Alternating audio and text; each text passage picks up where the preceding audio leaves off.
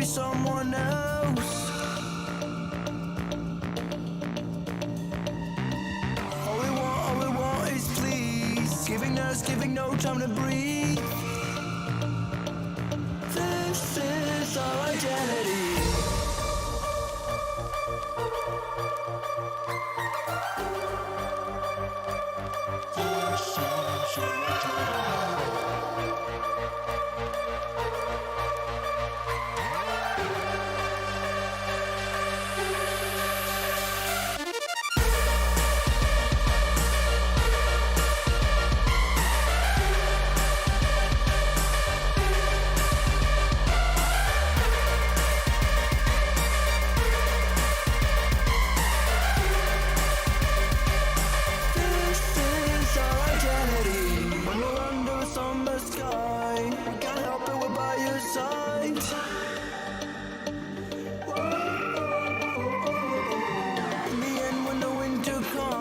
We turn our backs, we can't help, we're gone. This is our identity.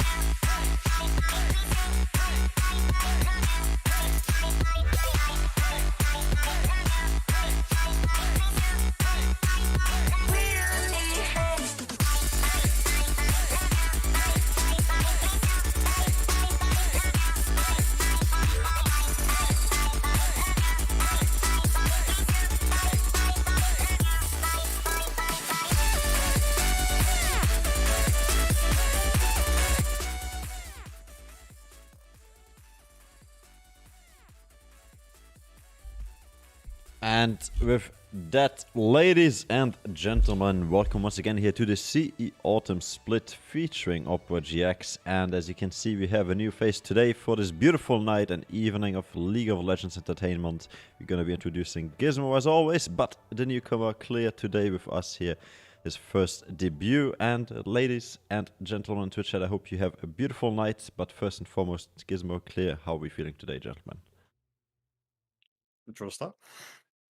Well, yeah, I was going to say I'm excited to make my debut here on C, and it looks like it's going to be a good series to make my debut on as well. So hoping for some banger games to kick it off here tonight. Gizmo, Yeah, anything to add, my friend? I mean, they're looking like some good games, right? Method to Madness, I do love seeing them play, and obviously we got the Bumblebee boys later, and I mean the first game I saw of them was spectacular, and I mean I believe they picked up like the Ashe support, which is a personal favorite of mine, so really looking forward to that game. Okay, as it looks like we have a few issues already going on a challenge, but I'll fix them for us so we can play the game. In the meantime, maybe anything that we want to talk about, maybe the standings, anything out there, Mr. Gizmo, what have you prepared for us when it comes to the CE games of today? Oh, I let the music play. Yeah. Wait, how do you hear that? I honestly, no idea. I think it plays to your mic or the stream that I'm watching back through on your side, but Huh. either way, I hear it, so it's pretty annoying. Yeah, But it's okay. I'm not sure how you hear that, but okay. It's okay. Eclipse Fusion, obviously, they need this game. They're sitting at 9 points in the standings, I believe, and if they don't get this, their chances of playoffs are pretty much out the window. Their next game is going to be against, I believe, definitely not Washed Up, who we saw on Monday, and they were looking pretty good on Monday versus Among Us. So I can't imagine them beating them. So if they don't win today, I don't think they have a chance to make playoffs. So they're putting they need to put all their strength and effort into winning these games. And Method to Madness, if they win these games, for the short time between those games and later games, they could be tied for first. And as we know, top two teams get a bye into group stage, very much desirable. Yeah, and definitely the first and second place are what is desired here, because like you just mentioned, the semifinals will be their spot, meaning you have one series less to play. It's going to be best of three, so also one game more than the usual best of twos that we do have on our encounters. And I'm just waiting for confirmation here from one of the captains, then we can get actually into the whole shebangs of today. I forgot to turn on my light. Let me do that so you guys can see it. It's a yellow light, so it makes me look yellow, but that's okay. Other than that, we have obviously CE Autumn Split, obviously some nice jerseys out there. Oh, I just got a message. Yes, that is correct. Okay, so we can start the game now. Let me resume that for us and hopefully get into the lobby pretty shortly. But yeah, Method to Madness definitely favored when it comes into this matchup. But however, Eclipse Fusion, a few changes left and right, so maybe today they have a chance at doing well and doing exactly what they need to do in order to, well, throw some stones onto the path of Method to Madness, who are looking to get into that first and second slot, but also for themselves secure playoffs possibility. Because if they lose today, I think they're pretty much out. And why is P3 for what the? Oh, this is just one of the players. Okay, cool. Other than that, I do also have to announce the Extreme Esports versus Bumblebee boys. I mean, you mentioned it quite shortly, but yeah, the Bumblebee boys are looking strong recently. Extreme also quite up there, so that's going to be a banger of a series later on, also with Gizmo. And Toki's coming for that one, so we're going to have a lot of fun as well with Toki. But yeah, let's go check on our teams. Are they ready to get into the action? Looks like nearly everyone is, just the top laner. If I'm not mistaken, is that the top laner? What those top laners just sitting on these islands, just not really knowing what he's doing. Looks like a top laner. Yeah. Plays Darius Chameleon. Yeah, that seems to be him. Okay, Yeah. cool. Let's get into the client, talk to the team, see what's up, and if they are ready to draft. Anything else that we have since last Monday, I think? Is there anything else we need to look out for? I mean, Jace is pretty popular right now, pretty much. Other than that, anything? Obviously, we've been seeing that Amumu MF combo in pretty much every series, right? And I think on Monday we saw great responses with the Nami Lucian, and I believe though the Nami Lucian lost most of those games, I felt it worked pretty well when it was working well. As long as he didn't get caught by the combo, it was always stronger. So I'm expecting to see that in most games today. And obviously Nami, we saw the Nami with Electrocute, which educated me because apparently you can proc it off of the E and does a lot of damage. Mhm. Yeah. I still think it's a more solo queue build, but either way, I mean, it was looking pretty good in the one game till it all went wrong. So Yeah. I think that was in Feral, right? No, who did you cast again? No, it Feral was also on It's- Monday. Who else was it? I think it was Extreme versus Infernal, no? Yeah, maybe. Well, if you're interested in that, go check out twitch.tv/connectingesports. There's VODs for everything. We saved them, so you can have a look at them later on. But yeah, for now it looks like we're getting into the draft. I'm just getting everything ready. So on the blue side for today, we have Method to Madness starting off with that first ban and also the first pick, therefore. But on the other side, we have Eclipse Fusion coming in on the red side, giving us the double counter picks, which currently I still think is a bit favored. But we'll see how it goes. So I think everybody's in. Yep, looks like it. So let's get into drafting. And hopefully have a lot of interesting picks and bans, because that is mostly where the energy is gonna be spent when it comes to CC casting afterwards. As we saw, Gizmo, you don't get to talk a lot because it's just No, so I intense don't. battling.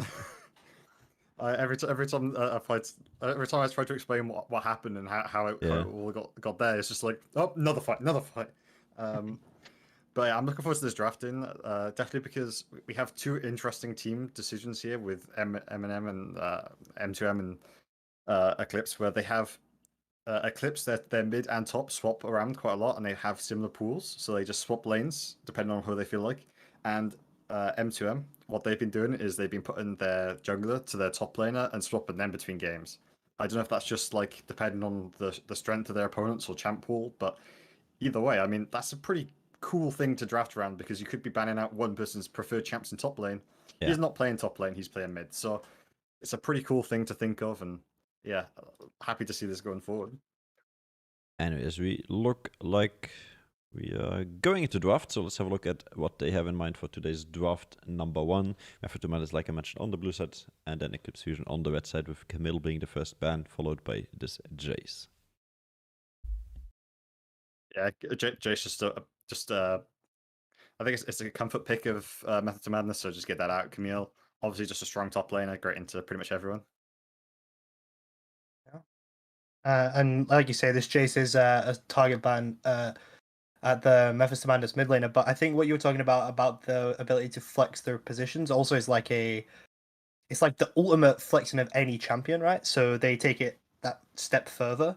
Like you have these champions that can be flexed. The Nocturne, for an example, was a big one. This like Spring Split especially. So pretty interesting. We do have Trundle, Kazakhstan coming through from Memphis to Madness, and a Mumu gone as well. Mumu very high priority at the minute. Yeah, I mean, Trundle counters a Mumu, so maybe they were just banning out the Trundle so they could take the Mumu. I believe Method to Madness the last time round had a bad experience with that combo, but a Talon getting banned, Talon jungle, I believe is a pretty popular thing, and Kazakh's Eclipse is jungle's preferred champ, and I think Viego just locked in, just an insane champ there. It's just blind pickable in every circumstance. Yeah, I mean absolutely, and it's one of Method to Madness's jungle's favorite like picks in solo queue especially, and like you said, this champion is very blindable because of the strength of the kit, despite the changes that came through recently, and like trying to force him back onto the crit build, he feels very good. So very nice blind pick, and we're gonna instantly get the bot lane here from Eclipse Fusion, who are gonna draft the Aphelios and the Thresh. Yeah, strong bot lane. Aphelios, he does well into dive comps, but to do well into dive comps, he needs the lantern. But as soon as he gets that like first jump away, he can put out so much damage from behind that he could just shred through. So they go in like, we think you're gonna play dive comp, so we'll pick this into it. Very safe bot lane, really high in damage, great scaling, and the Ziggs is picked up as a response.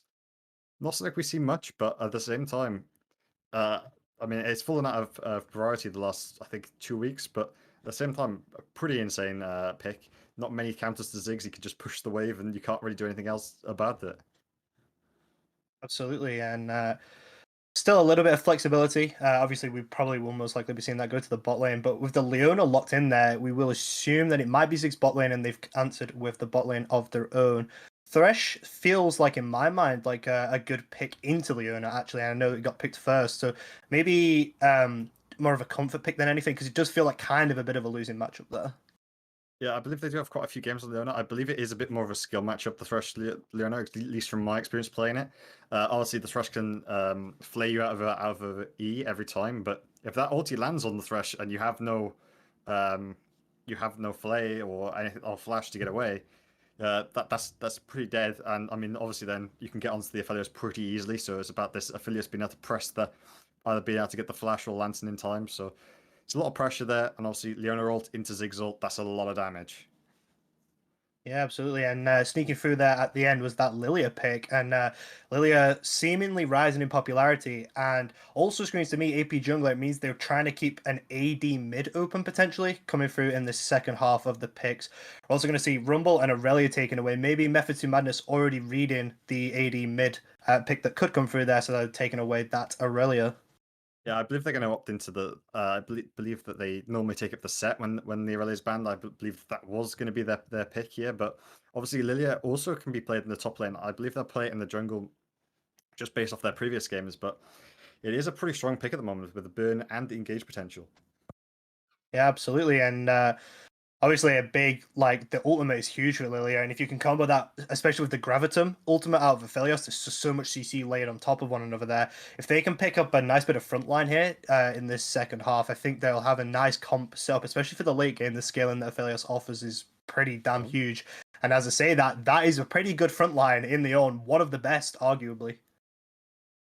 I would like the on here. It could go mid as well because in LPL and Korea they play a lot of own mids, so that could be the pick there. You go AD and AP mid laner. You have the pressure, and just most mid laners aren't going to be able to poke out an Ornn. He can stay in lane and keep buying magic resist items. So pretty scary pick there, but not one we've seen often. Not going to be picked up as a response. Yeah, not. I was going to say not very blindable with the Aurelia gun as well. But actually, it's going to be the Aatrox pickup. But to try an interesting fact about EU Challenger, there is only 5% of top laners that pick tanks in the top lane. 5% of tanks at all. The rest are bruisers or like ranged. Crazy. Yeah, And no. Yeah, that's with I believe Nars counted in that, so that's crazy. Yeah. Ooh, Aatrox LeBlanc. Aatrox Sinner champion if you're an LS fan. We have seen some pretty good Aatrox plays in this tournament so far, and Aatrox Ornn is a pretty normal draft you'd see in most competitive leagues. I personally rather take the Ornn, but some people like the power of the Aatrox. But blinding the LeBlanc, bit scary. There's quite a few counters in there that I would expect to see, but we'll see. Maybe the Ornn is going mid, and yeah, Malzahar. I mean, there's Oh. one of these counters you were talking about. A silence, the ultimate from Malzahar is incredible, especially against Viego as well. It's worth noting that Malzahar can just shut down this Viego, and how does the Viego snowball off the back of that? So a really nice pickup there for Eclipse Fusion in their last pick. Yeah, I mean Malzahar's burn damage is pretty crazy, and his ability to lock down these champions is pretty heavy. I mean, you're thinking the LeBlanc's gonna be bad, but this Aphelios late game, he's just gonna be wanting to get these resets. If he gets stunned in place, a normal Aphelios, not Aphelios, a Viego isn't that strong. Well, he's strong, but he's not that tanky, right? So Malzahar should just be able to lock him down and be able to shred through him pretty fast. So I feel like Eclipse's draft is probably like a years old. I feel like it's something you would have seen a year ago, and Method to Madness maybe a newer one, but either way, I mean, they're two very, very interesting drafts. One's like we have the ability to scale and play for those team fights, and the other one is like we don't care what you're doing. We'll do our own thing. We'll do better. Like it's going to be an interesting game to see. Yeah, and also one thing I want to pick up on is they're putting a lot of trust in this Aatrox pick, right? Because yeah, Viego is an AD dealer, but they don't have a marksman, an AD carry in the bot lane. They have the Ziggs.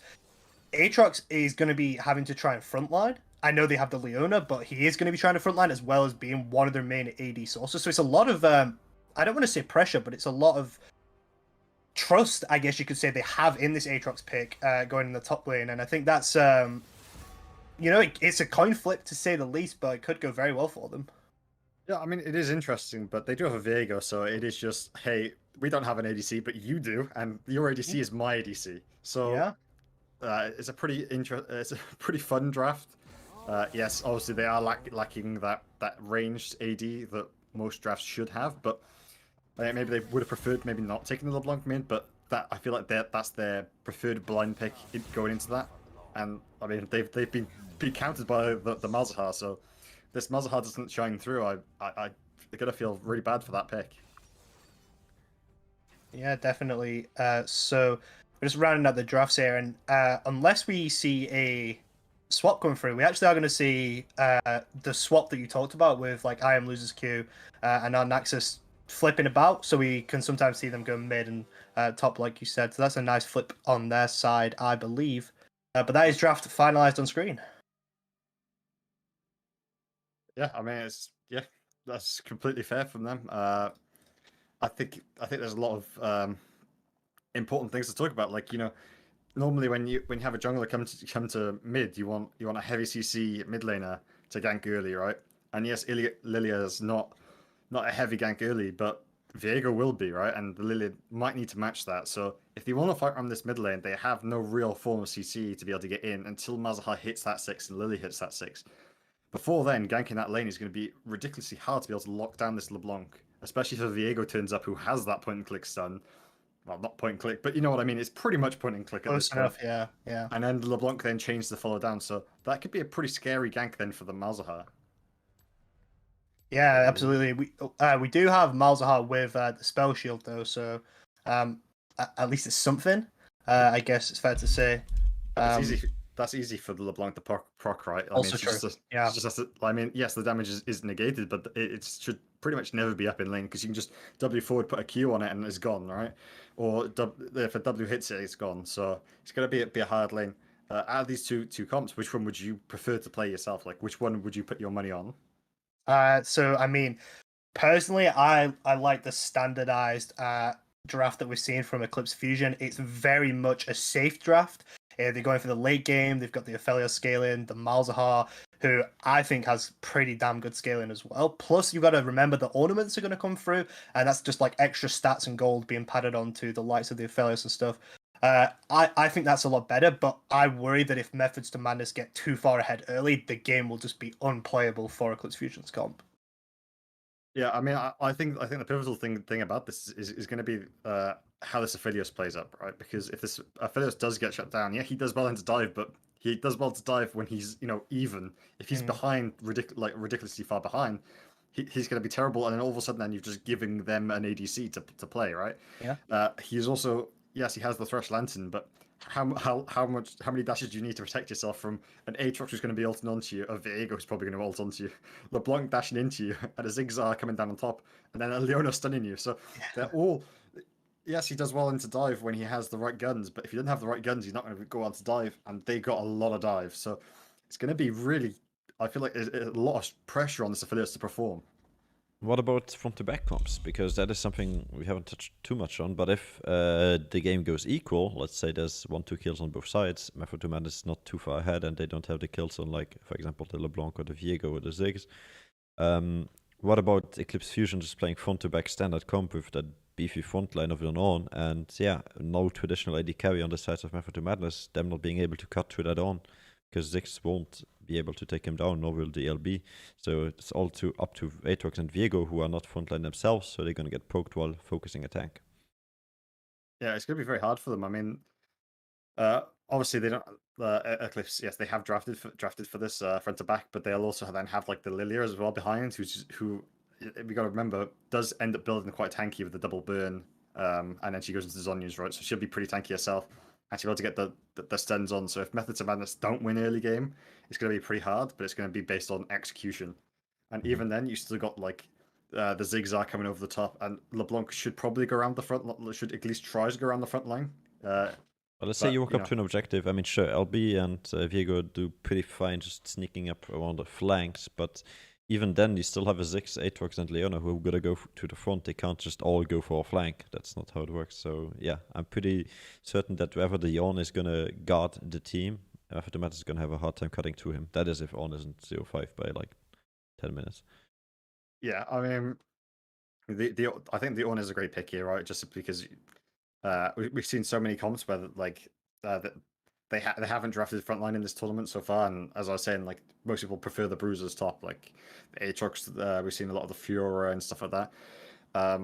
And yes, I believe I do agree with you. The Ornn is going to be quite pivotal in these team fights. But there is the point of yes, the Ornn will be on the front, be on their front line. But I mean, you got Leona who can probably engage over them. Yes, the Ziggs will be left in the back line, but he has like if he can use his W correctly to be able to stop the Ornn ulti and stuff like that, disengage him. Mm-hmm. You'll be looking pretty good. I mean, you've got the sweet spots from Aatrox that can interrupt a lot, and like I don't know what his chain thing is that he puts it's a chain of corruption or something. I don't know. Or is that I don't know. Anyway, he puts that. I actually have no idea what you call it. I don't know, but he puts the box down, and then they can't walk out of it. So they have tools to keep the Ornn from entering their backline, right? And then if they want to play for like them poking out the backline, but obviously Method to Madness's comp is more we want to poke before a fight and then look for these picks with this LeBlanc going around to try and find these sneak plays or a Zigzalt around the top. If they can get the poke before the fights, I feel like that'd be pretty good. And if they can get to the objective first, I think they have enough.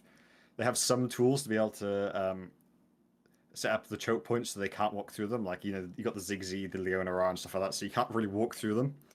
But at the same time, if Eclipse gets to the objective first, it's going to be a scary comp to walk into blind. I mean, you could just be walking straight into a Lilia 5-man sleep. You know, that is a scary thing to see at all times. So LeBlanc's chains are called ephemeral chains, so you can just call them chains, and the ultimate trash is just called the box. So there we go. That's quite interesting, net to know. But other than that, we do have the game now finally going on its way. We will make it ready for you in a second here. And as they're running out of base, we also wish you guys a pleasant evening, enjoying this League of Legends spectacle here, as we have Method to Madness versus Eclipse Fusion in the first game. Best of luck to both teams, and take it away, Gizmo and Clear. Enjoy yourselves as well. So as we are onto the Rift here, one thing worth noting, no heal for either bot lane, very understandable for the Ziggs, and Cleanse picked up for Aphelios. I think that will be crucial because Threshland and sure, it can save you, but if you're rooted up, you're not going to be able to click on it anyway, so Cleanse coming through for Sash, a great pickup there. How do you expect the early game to go for the junglers? Because you already spoke about, you know, LeBlanc being able to pop Malzahar's spell shield and stuff, but does LeBlanc get the priority in the mid lane that this Viego might be looking for?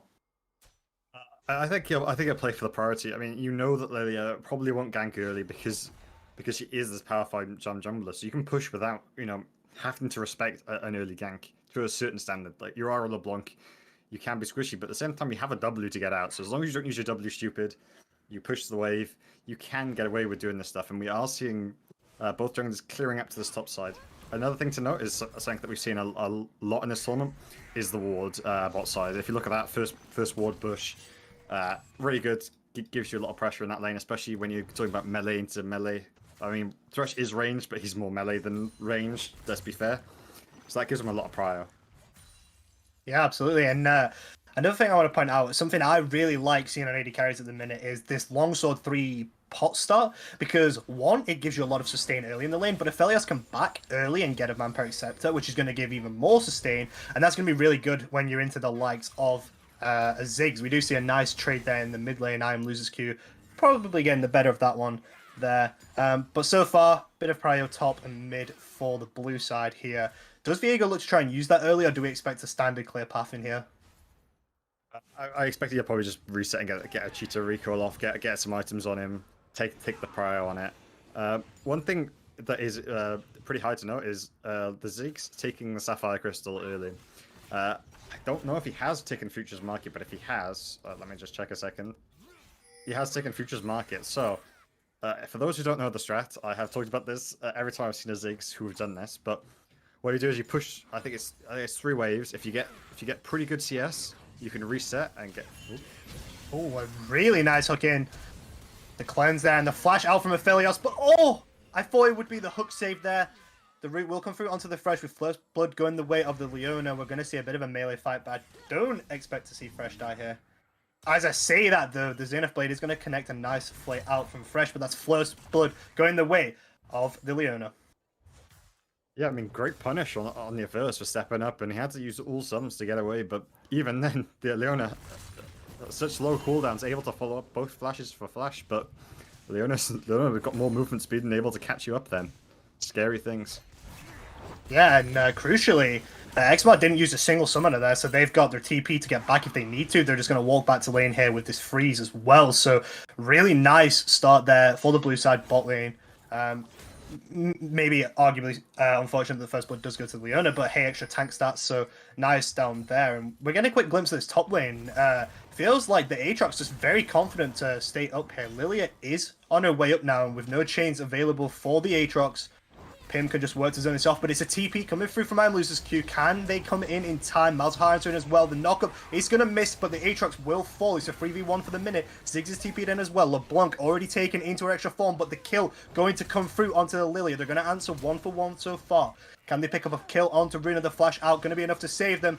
Pim, are you able to do it? Aatrox is TPing back. This fight is still going, and Losers Q able to survive, but the minion damage will come through. My goodness, that was very crazy there in the top side. Yeah, great manipulation with the LeBlanc clone then. They thought that LeBlanc wasn't the real one for a second. She's able to come back in, get some poke damage off. Yes, the Ornn stepped up too far, but then just the minions just hitting away at her. And look at the CS difference that has arisen in this top lane, and even that mid lane. And whilst they were gone, the bot lane hasn't really lost much CS. I mean, he's going to lose this wave, but he was able to catch some XP top and get the gold. So I think he'll be being pretty happy with that as the Ziggs. Yeah, no, absolutely. And another thing worth saying is, whilst we were in that replay, Viego was actually able to go bot and pick up all of that wave bot. So that XP wasn't lost. It goes into the jungler. It's a really nice answer to show we use so many TPs, but it felt like so worth there for the blue side here for Methods to Madness. So we'll have to see how this plays out now, but the wave is pushing in top side. Like you say, there's a big CS lead in the top side. I think this Aatrox doesn't really have to play scared at all anymore. I mean, big CS lead, but the gold is pretty even. Maybe a bit. I mean, obviously, if you look at the gold, if you look at the CS lead, you think different, but obviously the kill then gone over makes a big difference there. So the Ornn not feeling too bad in this lane, but at the same time, you have got that LeBlanc in the mid lane who is pretty far ahead in gold, and this Ziggs feeling not bad in this bot lane where he's got both of his mana items. He can just push the wave freely now. Yeah, now I want to maybe get your opinion on this. So we spoke about like how these comps would go later on, especially the Eclipse side here. As I go to say that, it's a Roma from Leona, but the Malzahar ulti has come through. It's not going to be enough there with Viego there as well. He's going to pick up that kill. Can we see an answer here on the top side? There's no level 6 available for the top or jungle of Eclipse here, so they're just going to walk away, allow Ornn to catch that, and that's a nice move from Leona. Yeah, I mean, if Leona wasn't there, the LeBlanc died. And I mean, the level up saved the LeBlanc there. I'm pretty sure she was under 100 HP, and the level up just about saved her. I'm pretty sure. Obviously, she used the distortion to get back away, but yeah, very close there. Malzahar just slightly unlucky. Great lure up by the Leona to save her in time. Absolutely. Warriors are crucial in the first blood, and a nice roam there as well. Before that play did break out, though, I wanted to get your opinion on what this early, I guess, strength, this extra 1,500 gold now that we're seeing for Methods to Madness here. What will that mean for their comp going late? We spoke about they might struggle against the likes of the Ornn front line and stuff, but will this early lead help them as the game progresses? Well, it's mainly on the LeBlanc, right? So she can just look to dive this backline, but at the same time, you have the Malzahar ult. So if this LeBlanc can go early and get something to stop the Malzahar ult, preferably the Banshee's Veil, I believe. I think I put him in good standing, right? Because she can just get into that backline all the time, be able to blow up this. If she can blow up this Aphelios late game, it's going to be very good for them, right? Absolutely. I mean, the Aphelios is going to have Shield Bow, but I don't know if anyone here has played solo queue. Shield Bow doesn't do much against a Fed LeBlanc. So it's pretty scary for Sash. But hopefully they can maybe, carry this way out, use their range advantage. We're seeing a lot of priority in this top side, and Viego's pathing down bot here as well. So maybe they're going to look for a play on the bot side. Level 6 coming in soon for the Leona here.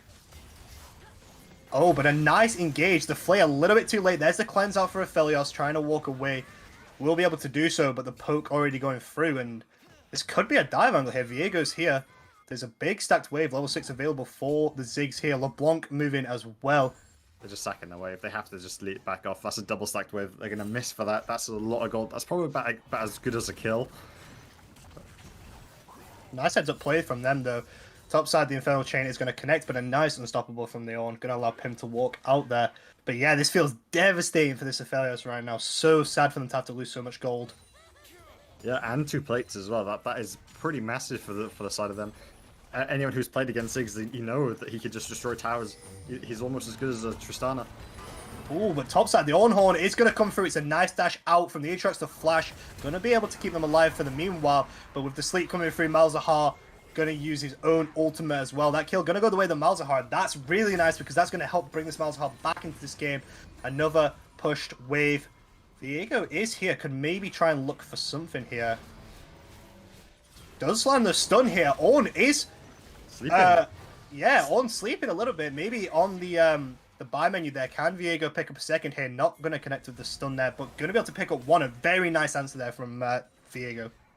Yeah, one of them was definitely sleeping there. Maybe the Malzahar just didn't call it out in time. Oh, the one was just in the buy menu, but you hate to be caught like that. Great return kill from the Viego. Yeah, and that also means, you know, we saw them starting up Herald there as well, so that's going to be big for them, get some more gold. They could take this down to this bot side. We're already at 3 plates there. Ziggs is executing on the towers as well. Put that money into Xmal's pocket. It'd be pretty nice, but it feels like Memphis 2 Madness really in control of this game right now. They've got a 2,000 gold lead, Herald in the back pocket, so it's looking pretty good for them so far. Yeah, I mean, that kill topside has pretty much been destroyed, right? Because the Viego traded it back, and then the LeBlanc in mid pushed in two tower plates, got sort of pit on that. That's a kill's worth of gold as well, so... I think overall that Method to Madness made 150 gold off of that, if not more, because of the waves from LeBlanc. So maybe. Ooh, yeah, the Death Sentence going to go wide and going to reconnect with the Zenith Blade. The Mega Inferno Bomb is going to be used here, and holy, I am loses Q. Just doing LeBlanc things there as they one-shot the Malzahar, who overstepped very slightly. That's the problem. You overstep very slightly and you will die to I am loses Q's LeBlanc here. yeah, I think that went through one of his minions, the chain. I think she also popped his shield with Q as she went in, but I'm not too sure about that. But either way, Leona flashing forward to keep that going, be able to get that kill traded back. Brilliantly well played. This Leona really showing after that first blood that they could do a lot with that extra kill. Absolutely, I think Warriors has been a big part of a lot of the players here for Methods of Madness, so really nice to see them taking the engage role very literally here. Not sure if they've been spotted in this bush here, they did just get the level up. Viego is here as well. If Aphelios isn't careful, there's no cleanse here, but it looks like they're going to back up. They're heads up, they know what's going on here. But top side, a huge clash. The Infernal Chains has already been used, a nice dodge onto the Ornhorn, and with his ultimate used, Lilia is here. Doesn't connect with the bowling ball there, but a TP coming through as well from the LeBlanc. Just such a nice TP there to save the Aatrox, who looked a little bit in danger. Yeah, I mean, if you're LeBlanc there, you're a bit upset because you just missed a double wave here, so you have to make it worth. You have to go on this own to be able to get your money back. Oh, wow. and I do. Yeah, absolutely. And on the bottom side as well, everything falling apart here for Eclipse Fusion as Viego managing to pick up that kill onto the Thresh. Shelly will continue to march down on this bot side. They probably will get this tier 2 here as well. They get the kill top side. Literally everything going the way of Methods to Madness so far. Yeah, and I'll be going back to this Drake as well, just setting up for that now. Get the blue buff, go back to this Drake. I mean, and that's a massive gold lead. I mean, they were already sitting at about 2k 5 minutes ago, but that whole play there, I think it netted them about 2.5. So, crazy play there, getting that bot tower, diving the enemy bot, getting both of them, and then... Oh, actually, I don't think they killed the Viego, but either way, they got 2 plates, they got 2 towers, and they killed topside as well, so... It's all over the place. Method to Madness are really showing their macro. Yeah, I mean, cup half full if you're Eclipse. They got their first dragon, so they stopped the, very early soul for Methods to Madness. So if nothing else, that will help them. A lot of pings coming from the bot side, but Aatrox and Malzahar just clashing a little bit on the top side. As we cut straight into this bot side, Thresh able to walk away there. So yeah, feels like Eclipse Fusion just completely on the back foot. How do they try and look to get back into this game? Because we've said that they have really good scaling, but right now they don't seem to be allowed to scale. Do they just have to slow things down and try and look for that late game? Yeah, I think that's completely right. Right, they have to wait for their items to come through. So far, none of them have a single mythic here. Yeah, Phalos is trying to farm, but he's still behind that bot side. You need to play to protect him as much as possible, so he can be a way back into this. And then maybe you sack 1 or 2 Drakes and then hope that at that point then you're in a team fight position. But so then you need to play it slow. You need to not overextend. Just catch waves when possible. If not, just sit under tower, catch the XP at least. You know, to try and get to that point where you can feel comfortable. I'm just taking a quick look at items here, apart from Viego and the Leona, but it's basically full items across the board, full mythics that is, first items available, and double QSS paid. So Viego and LeBlanc have both paid the tax to get out of. It's going to help with a lot, actually. It's going to help with Death Sentence, with the Malzahara, which is obviously the main thing they bought it for. Also with the Lily Asleep as well, so they're just so ahead. They've managed to get their main items and get this QSS through as well. It's really good representation of how far ahead they are. The ping's going through onto Herald here. It looks like with Herald actually not alive. Apologies there. Diego not able to connect the stun there onto Thresh. Does Lantern over, and the Ornhorn's coming off the screen as well. It does connect onto both. Lily is here, but Thresh is already dead. Gonna take that soul and a nice hook through. Gonna try and jump out, but not able to. Leona might be caught out here. LeBlanc could maybe look for something. Might be a bit risky there. They're just going to walk away, and I think, actually, oh my goodness, a flash forward from Runa, and there are going to be enough to kill Ziggs off there. Eclipse Fusion, they're also looking for the LeBlanc here. Do they have the burn damage to come through? LeBlanc going to dash back out. Ornn, though, can just tank this tower for days. It's a lot of flash forwards. Not too sure about that one. TP coming through from Aatrox just to back them off here. Gonna invest the ultimate of his own, and Aphelios, my friend, you cannot be there. Infernal Chain's going to connect, and that will be enough. LeBlanc still looking aggressive here. A flash forward there from our Naxus to try and secure that one. That was a long play that went very back and forth. I mean, it started off with Methods of Madness just stepping up too far, trying to invade. They got caught. They were 2 alone and trying to go for, I think it was 3 or 4 of them stacked up. LeBlanc, your main damage source not there. The Zigzag goes wide. You need to back off, but seeing a play here in the top side. Yeah, Pim already used a teleport. A nice Zenith Blade again from this Leona. The auto last hit will come through for the Ziggs. There's the Solar Flare. It's going to land onto the Ornn. Going to be stunned up forever. The root going to come through. Everything layered on. And just as Methods of Madness overstep, they come back. They re-engage. And again, it's Warazar making the plays to bring them back. Yeah, I mean, on this arena, he's been pivotal for their lead. I mean, he got the early first blood and then has been able to roam around pretty much full time, be able to get these picks. Look at this Ziggs damage. Oh, that tower, terrible. But yeah, Eclipse. Yeah, they got a couple nice kills from the overextension of Methods of Madness and were able to collapse it. But they chased too hard. Now they keep trying to make these plays, but you need to wait for them to overextend. You're not the powerful ones. They're just trying too hard, and that's what happened in that top side where the Malzahar gets caught. And just need to stand back. Just let them make the mistakes for you.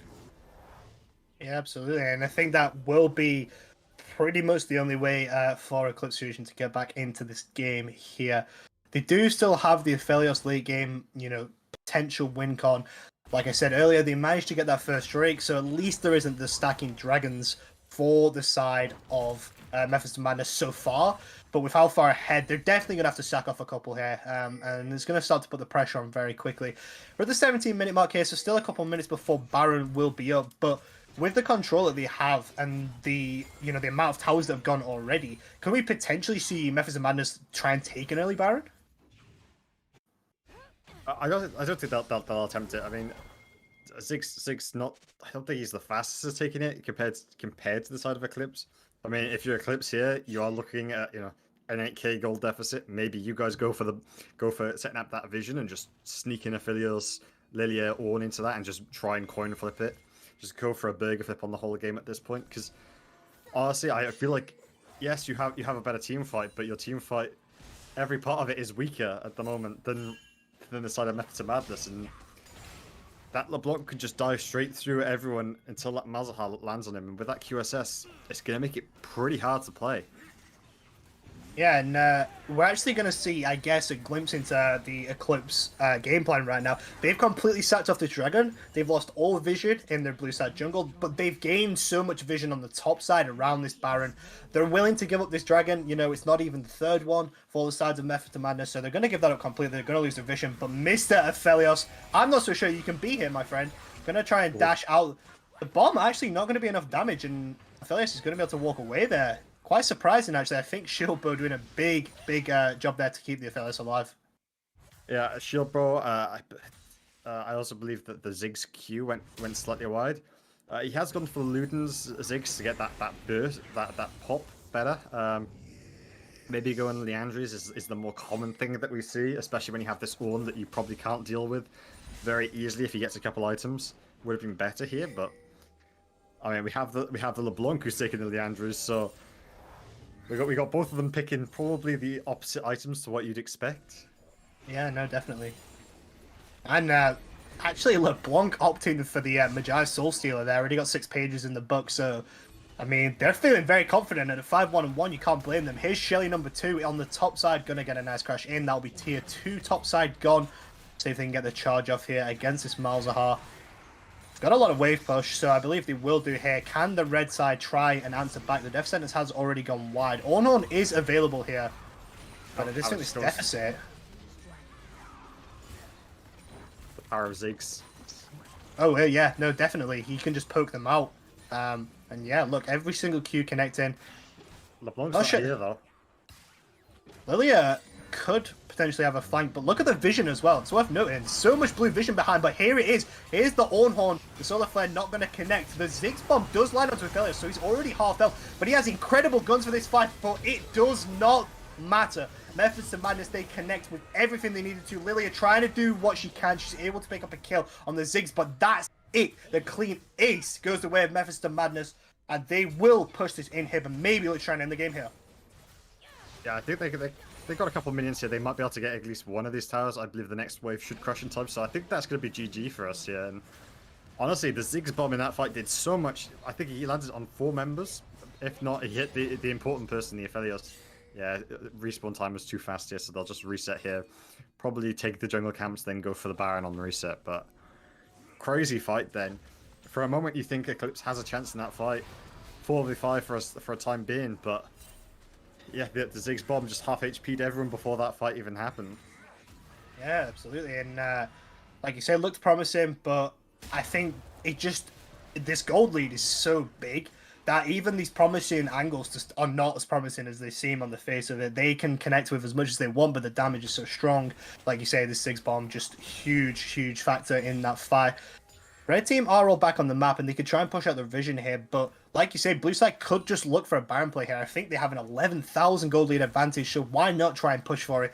I'm pretty sure they win any fight that they take right now, so maybe we can look for it. We've got 150 on the Dragon as well here, so we're going to see a bit of calmness after that insane fight, and yeah, Eclipse, how do they look to get back into this game, if it's even possible?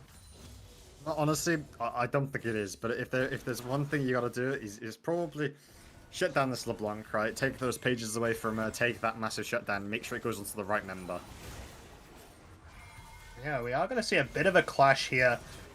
The ultimate going to come through from the Aatrox, and there's the Malzahar suppression. I think the sleep coming through from Lilia as well, but this Aatrox is so damn tanky. Viego's shown up here as well, able to get the kill there onto the Lilia. There's the Ziggs bomb as well. Going to do a bit of work on the backside. Thresh just completely being zoned off. Aatrox basically just 1v2ing. The Ornn will connect, so I think Aatrox will die here. There we go, but with Ornn dying as well. Do believe that will mean GG as we get this Spectator. Spectator back Yeah. to LeBlanc Yeah. and Ziggs running into the base and finishing while the last 2 members alive are fighting over here. Kind of sad that it stops there, but hey, it is what it is. In the end, it brings us to still an awesome game from Method to Madness. Yeah, really fast defeat there. I mean, crazy to see, and I think that they really itemized pretty well Method to Madness to really shut down that frontline tankiness that you were talking about beforehand. You know, Yeah. Blaze of the Ruin King on that. I don't know why. I've just forgotten his name all of a sudden. English hard sometimes. That's because he built his own blade, my Yeah. dude. Like it's a namesake. Yeah. A namesake. So he built that, and then all of a sudden, then we saw in that last fight, he just was pretty much just killing the Ornn by himself. Yeah. They thought they found that pick on that Aatrox, but an Aatrox with Spirit of Goldwing Ages Spirit Visage, yeah. Yeah. just lasts for days and days. Maybe the Malzahar ulti came through too soon. You need to wait till he's low HP, so he can't get those things off because healing is increased when he's low HP. I believe. I think he's got that rune on. Yeah. We just had it all wrong, man. It was like actually front to back team fight for Method to Madness because Aatrox was unkillable. Yeah, Yes. absolutely. Yeah. Didn't take that into consideration, you know? They flipped the formula. I think it all started with, I wouldn't say the first blood, but the play top side. It seemed to go so well in their favor. They committed so many TPs, and it was worth it in the end. We see that Aatrox was unkillable, Viego was unkillable, LeBlanc was super strong. So yeah, I really think that early fight just flipped everything that we spoke about in Champ Select, and it was just no way back in for Eclipse Fusion. You just see over and over again. I'm actually surprised to how normally in those tournaments it's like the team fighting composition that have the edge unless it's a really big skill difference. But lately someone's microphone or headset is messing up, but it's okay, we'll figure it out after. But lately it's like whoever picks the more broken solo queue champs kind of that can perform well as soon as they get a few kills just takes over the game, because if you look back like 1 or 2 seasons, you wouldn't even think about having this composition on a competitive tournament, like an Aatrox in the top lane, followed by a LeBlanc and a Ziggs in the mid and in the bot lane, and then to top it all off, solo carry kind of Viego carry style in the jungle. So yeah, the only normal pick here would have been the LeBlanc and the Leona for at least my opinion. But yeah, it's just incredible to see like how League transitions even competitive play to something entirely different than those team fighting styles. Definitely. Yeah, I mean, I don't think that their comp was like, yeah, their comp worked really well for them, but like, as you were saying, the LeBlanc Ziggs, you wouldn't normally see them paired together because you want an AD, you want a ranged AD or something. It's to just such a counter. high risk that if your top side doesn't go well, you don't have AD damage, and Ornn's just gonna item us into full AP and do super well. But yeah. But luckily that TP up to the top from the Ziggs, because he didn't have any pressure from the towers because of the early kill that they got. He was able to get up there, not use his TP, and to get the tier, which would have helped him in lane. So he was able to get up to that top side and influence that with that early first blood from the Leona. Sorry, that's a mouthful to talk about, but Yeah. if it wasn't for that definitely. early first blood, they wouldn't have had the TP to TP up to the top side, which then would have changed the whole course of the map. So it was all on this Aphelios. He died early. Then the Ziggs was free to TP up. And then the Viego caught the wave, got pretty fed in XP and everything like that, and just ran away with it. Definitely. Now we're gonna get into the next stuff pretty shortly. Just gonna make sure that everybody has the links necessary for that, so we can get ourselves a smooth sailing down victory lane. But yeah, let's see if Eclipse has something to offer on the blue side. If maybe they get one of those priority picks first, and therefore have a bit of a more impactful early game. But other than that, I don't think there's much to change for Eclipse. The composition was per se okay. It was really just about execution in the first minutes, and that is kind of what Method to Madness is known for, just taking over the game by early aggression, good rotation plays, very effective jungle plays, like you mentioned. Whenever this guy's on Viego and he does show up, he has a normal day or at least a good day, he's doing really, really well.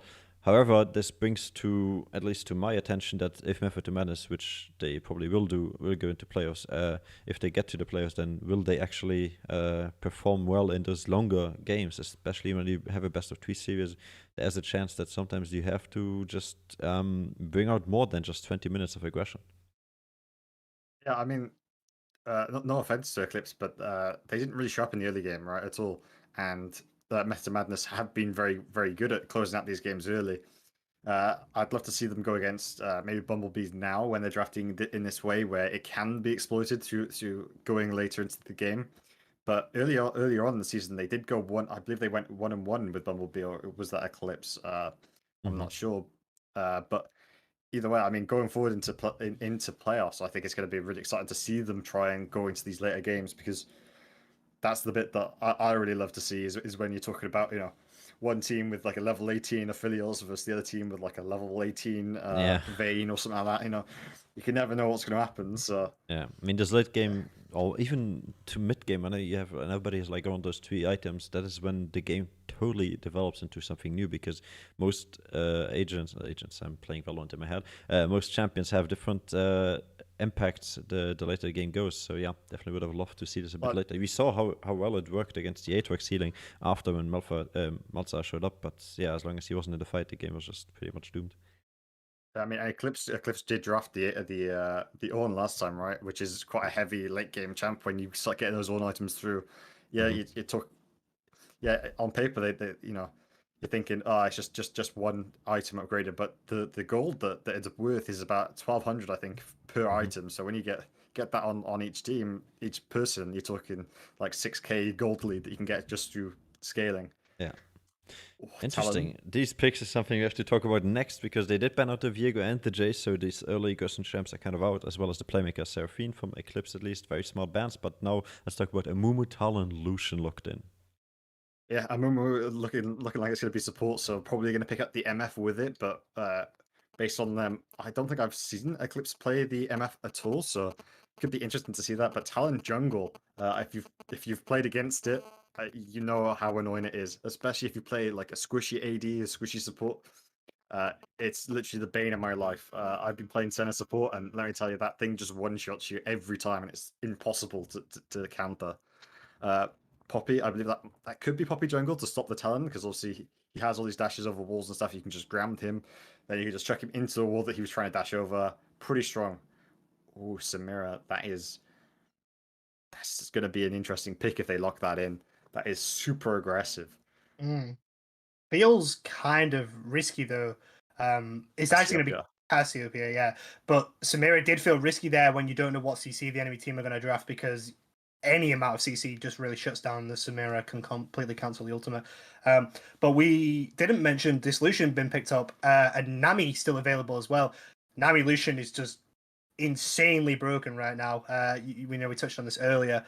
So I would be surprised if we don't see that picked up. We'll have to see. 2 seconds left here. Xerath, I mean, some people could say Xerath support is pretty viable. I've seen it a lot. Pretty heavy poke, especially when you're talking about engage or Mumu. If you can poke him out early, it's pretty nuts. But yeah, maybe we'll see the Nami. I'm sure that Eclipse will probably be thinking about that and probably ban it out. Just have to respect that. Aurelia ban here. The Eclipse mid laner does play a lot of Aurelia, so maybe they're expecting that Cassiopeia to go to the bot side instead of mid. Yeah, Nami banned out there, as expected. We all knew it was coming.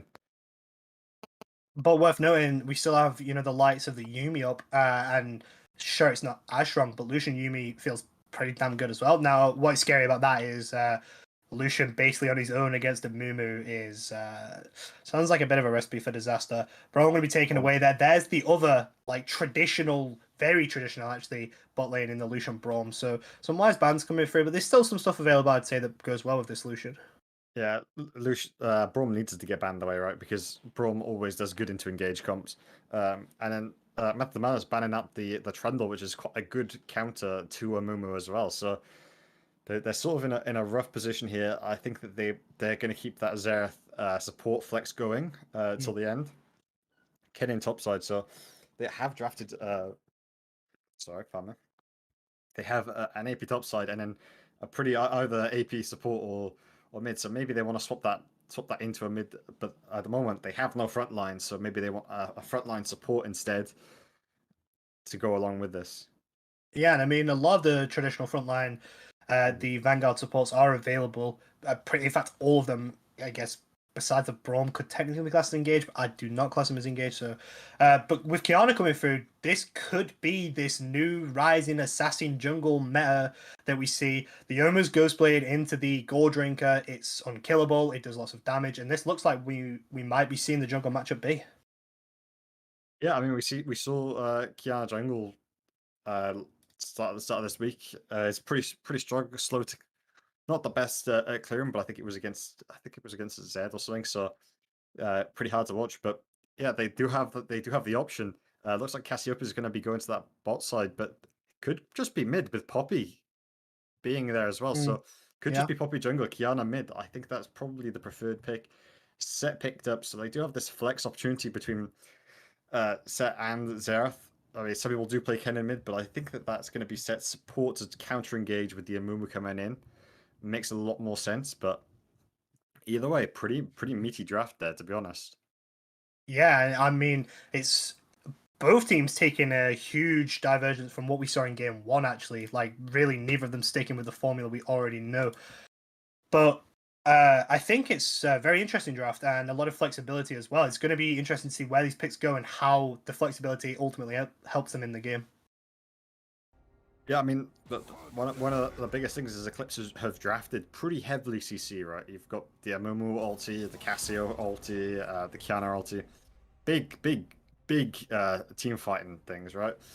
If they get a lead and they start to go to these objectives, their choke control is going to be insane. And you also got to remember Cassiopeia late game, she just shreds through people, right? Could just walk through anyone she wants. But I mean, Method to Madness, their draft is looking pretty crazy. I mean, you have got the Lucian who has been looking very good. Lucian Set I don't think is the best bot lane going, but based off the champions they had on offer, I think he'll do quite well into the Amumu, especially when you think about the haymaker damage that you can do on it, because obviously everyone knows Set W, completely broken ability. He can build full tank and still one-shot someone with it. So Yeah. I think I think it's gonna be this Poppy jungle into this Talon. That's gonna be a very important matchup because Poppy should just destroy this Talon. This Talon should never be able to get over a wall when the Poppy's nearby, and if he does try to go over the wall, he's just gonna get stunned into that wall or grounded. So pretty nuts. Yeah. What? Yeah. Well, one thing I maybe want to get your mind or your opinion on rather is in game one we spoke about how Memphis to Madness they kind of felt like a draft that was needed a lead to stay in the game, and with the likes of a Poppy and Mundo, that's a really good front line again for Eclipse Fusion. So if we fallen back into the same like Methods to Madness need a lead again to win this game, or does their comp still have good scaling? They're offering different chance. Yeah, Eclipse, a team that, based off the last game and this one, I'd say really love having a massive front line in these games, right? That's their like bread and butter, right? Making the other team play front to back. Last game we saw them get to a point where they never really made it to a proper team fight where the front to back could be exploited. And this game we're seeing Method to Madness that they have a lot of damage, but they're really squishy, right? The only tanky member on them is Set, so if they don't have a lead, I do think it's going to be the same situation where they're just going to get run over by this by Eclipse, because just imagine an Amumu on all those squishy members. Yes, you have the Kennen ulti that can come down as return, but by then is the Cassiopeia ult going to have come down? Is the Kiana have pushed you into a wall? Is the Poppy going to have knocked you up? Are you just going to be dead? Like the damage that's going to be coming out from Eclipse in these team fights, if they can make it to these massive team fights, is going to be nuts. Yeah, absolutely. We do still have, I believe I'm right in saying, until 30 seconds for swaps to come through, but currently we're seeing Set mid and Xerath support. So does that change up this bot dynamic at all? I mean, both bot laners will be very squishy for Memphis to Madness, so if this Amumu lands his Q, it seems kind of deadly, right? Yeah, so the way it's going to go is that like the Xerath is hoping to get the poke out. So the way that if you play a squishy support into a engage support is what you want to do is you want to poke them out so much that they can't go for the engage, and you have to make them force the reset or go for these roams. So if the Xerath can get a lead in this lane, you can just consistently poke them out. But if he lands a Q, if the Mumu lands a Q, even if he dies, the Cassiopeia is going to put down the Miasma and probably be able to burst through him because they are very squishy, right? But one thing you might forget here is Xerath actually slows himself down while charging his Q, so I don't think going for poke is necessarily what he's willing to do. I think they're just going to push and look for Talon priority, so like help your jungler, invade and all that stuff, shut down the Poppy, shut down the Kiana. Because I think the lane itself is pretty much doomed if they just stay in lane, thanks to Mumu. I mean, yeah, but I'm expecting the Xerath more to go for into this comp where they like the Amumu's going to engage onto them into the lane. I'm expecting him more to go for the W max instead of the Q max. Most people will say that the wrong thing to do because there's all the like it's a point and click pretty much blow up thing, right? But it's guaranteed damage that you can land consistently into this Amumu. It doesn't really slow you down much. And if you do want to go for the Qs, you can just buy Boots of Swiftness that will reduce your slows so you can still walk at like a decent pace. And as long as you do the same thing that you do against Blitzcranks and stuff like that, you hide behind the minion wave, you should be okay until the Amumu, like obviously the Amumu is looking to engage with 1Q and then like onto the minions and then can walk behind. But at that point, you've got your stun and maybe you can burst him fast enough. It's about how much damage you can get off before he's looking for this engage. I really think the first 3 levels it's going to be Lucian as our favorite, and then after that, as soon as Cassiopeia gets, I think she might not even start with tier, but if she does, yeah, as soon as she gets a bit of more levels and mana, there's a high chance that Cassiopeia is going to win the extended wait. Yeah, I think after 6, the Xerath is going to just have to leave because the Cassiopeia and Momo can just engage, right? Yeah. There's no the Xerath poke won't unless he's got like a full item at that point. He's not going to be able to stay there. He's going to be looking for the ulti roams and stuff like that. I'm more expecting him to just like roam probably to just get the ultis off on the mid lane or stuff like that. But yeah, I mean, Xerath obviously. He can stay in lane for a long time. He can keep someone in lane for a long time because of his passive. He can auto-attack a minion. He can get mana back, so he just stays there, keeps the poke off going. So as long as he can dodge these Amumu stun routes, should be okay. Okay, no promises, but he should be okay. One thing that I'm potentially is like a red flag for me is like Talon. You spoke about like how much damage he's going to output, but realistically, there's not many people he can output said damage onto. Sure, he can one-shot Kiana and Cassiopeia, but Cassiopeia's ulti is a great disengage tool, and Kiana has a lot of disengage. You know, her ultimate's going to sweep a wave. She's got the stun Q coming through from her water element as well. So, I think, you know, bot lane is going to be spicy, but Talon as a pick on his own, I don't really know how he even plays this game. Yeah, I think they've really drafted him out of this game, right? Because like obviously Poppy W will just come in as soon as he goes invisible with his R and just stop him in his tracks. Yeah. Kiana will just disengage. Cassiopeia will just put down the miasma. Yeah, he's going to have a very rough game ahead of him, and I think Eclipse are going to take this one just based off draft, and I think Method to Madness will have to learn the lesson of you can't just pick champs that you feel like you need synergies based off of this game. But then if they win this, I mean, I'll take confidence going into playoffs massively. Yeah, and it's also worth noting they have shown 2 completely different drafts. So if they do get this win, like you say, that confidence boost going forward is going to be pretty huge for them, I would say. So we'll have to see how this game goes. We are going to jump now onto Summoner's Rift. Remember, it is Switch Eclipse Fusion now on the blue side. Can they come back here and cause the draw, or will it be Methods to Madness taking the 2-0 here in our first series of the night? They're going for an invade. They're spam pinging an invade. Both sides are going towards this. Did they type something in chat saying that they're both going to meet each other or something? Is this going to be a dance party or is this actually going to be a fight? Obviously, invading to a set, that's a lot of damage, but they do have a Momo Poppy. It's going to be an interesting one. They might see each other, but you don't normally check this bush when you go for an invade. So, well, the reset coming through. Is this going to doom them? Looks like Eclipse are just completely committing to this. They're going to go all the way around. Oh no, the reset came through. They're going to get caught here. Oh, Kennan's walking right into it. Kenan, no. There's the stun. The bandage charge is going to land. Bye-bye. Yeah, first blood. And it goes to the Cassio. One of the biggest late game carries that Eclipse had. Guess that first blood. Guess 12 stacks on the tier as well. Oh, I thought they were going to actually try and push her off that stop of reset there and have to burn her flash, but yeah, that's pretty massive there.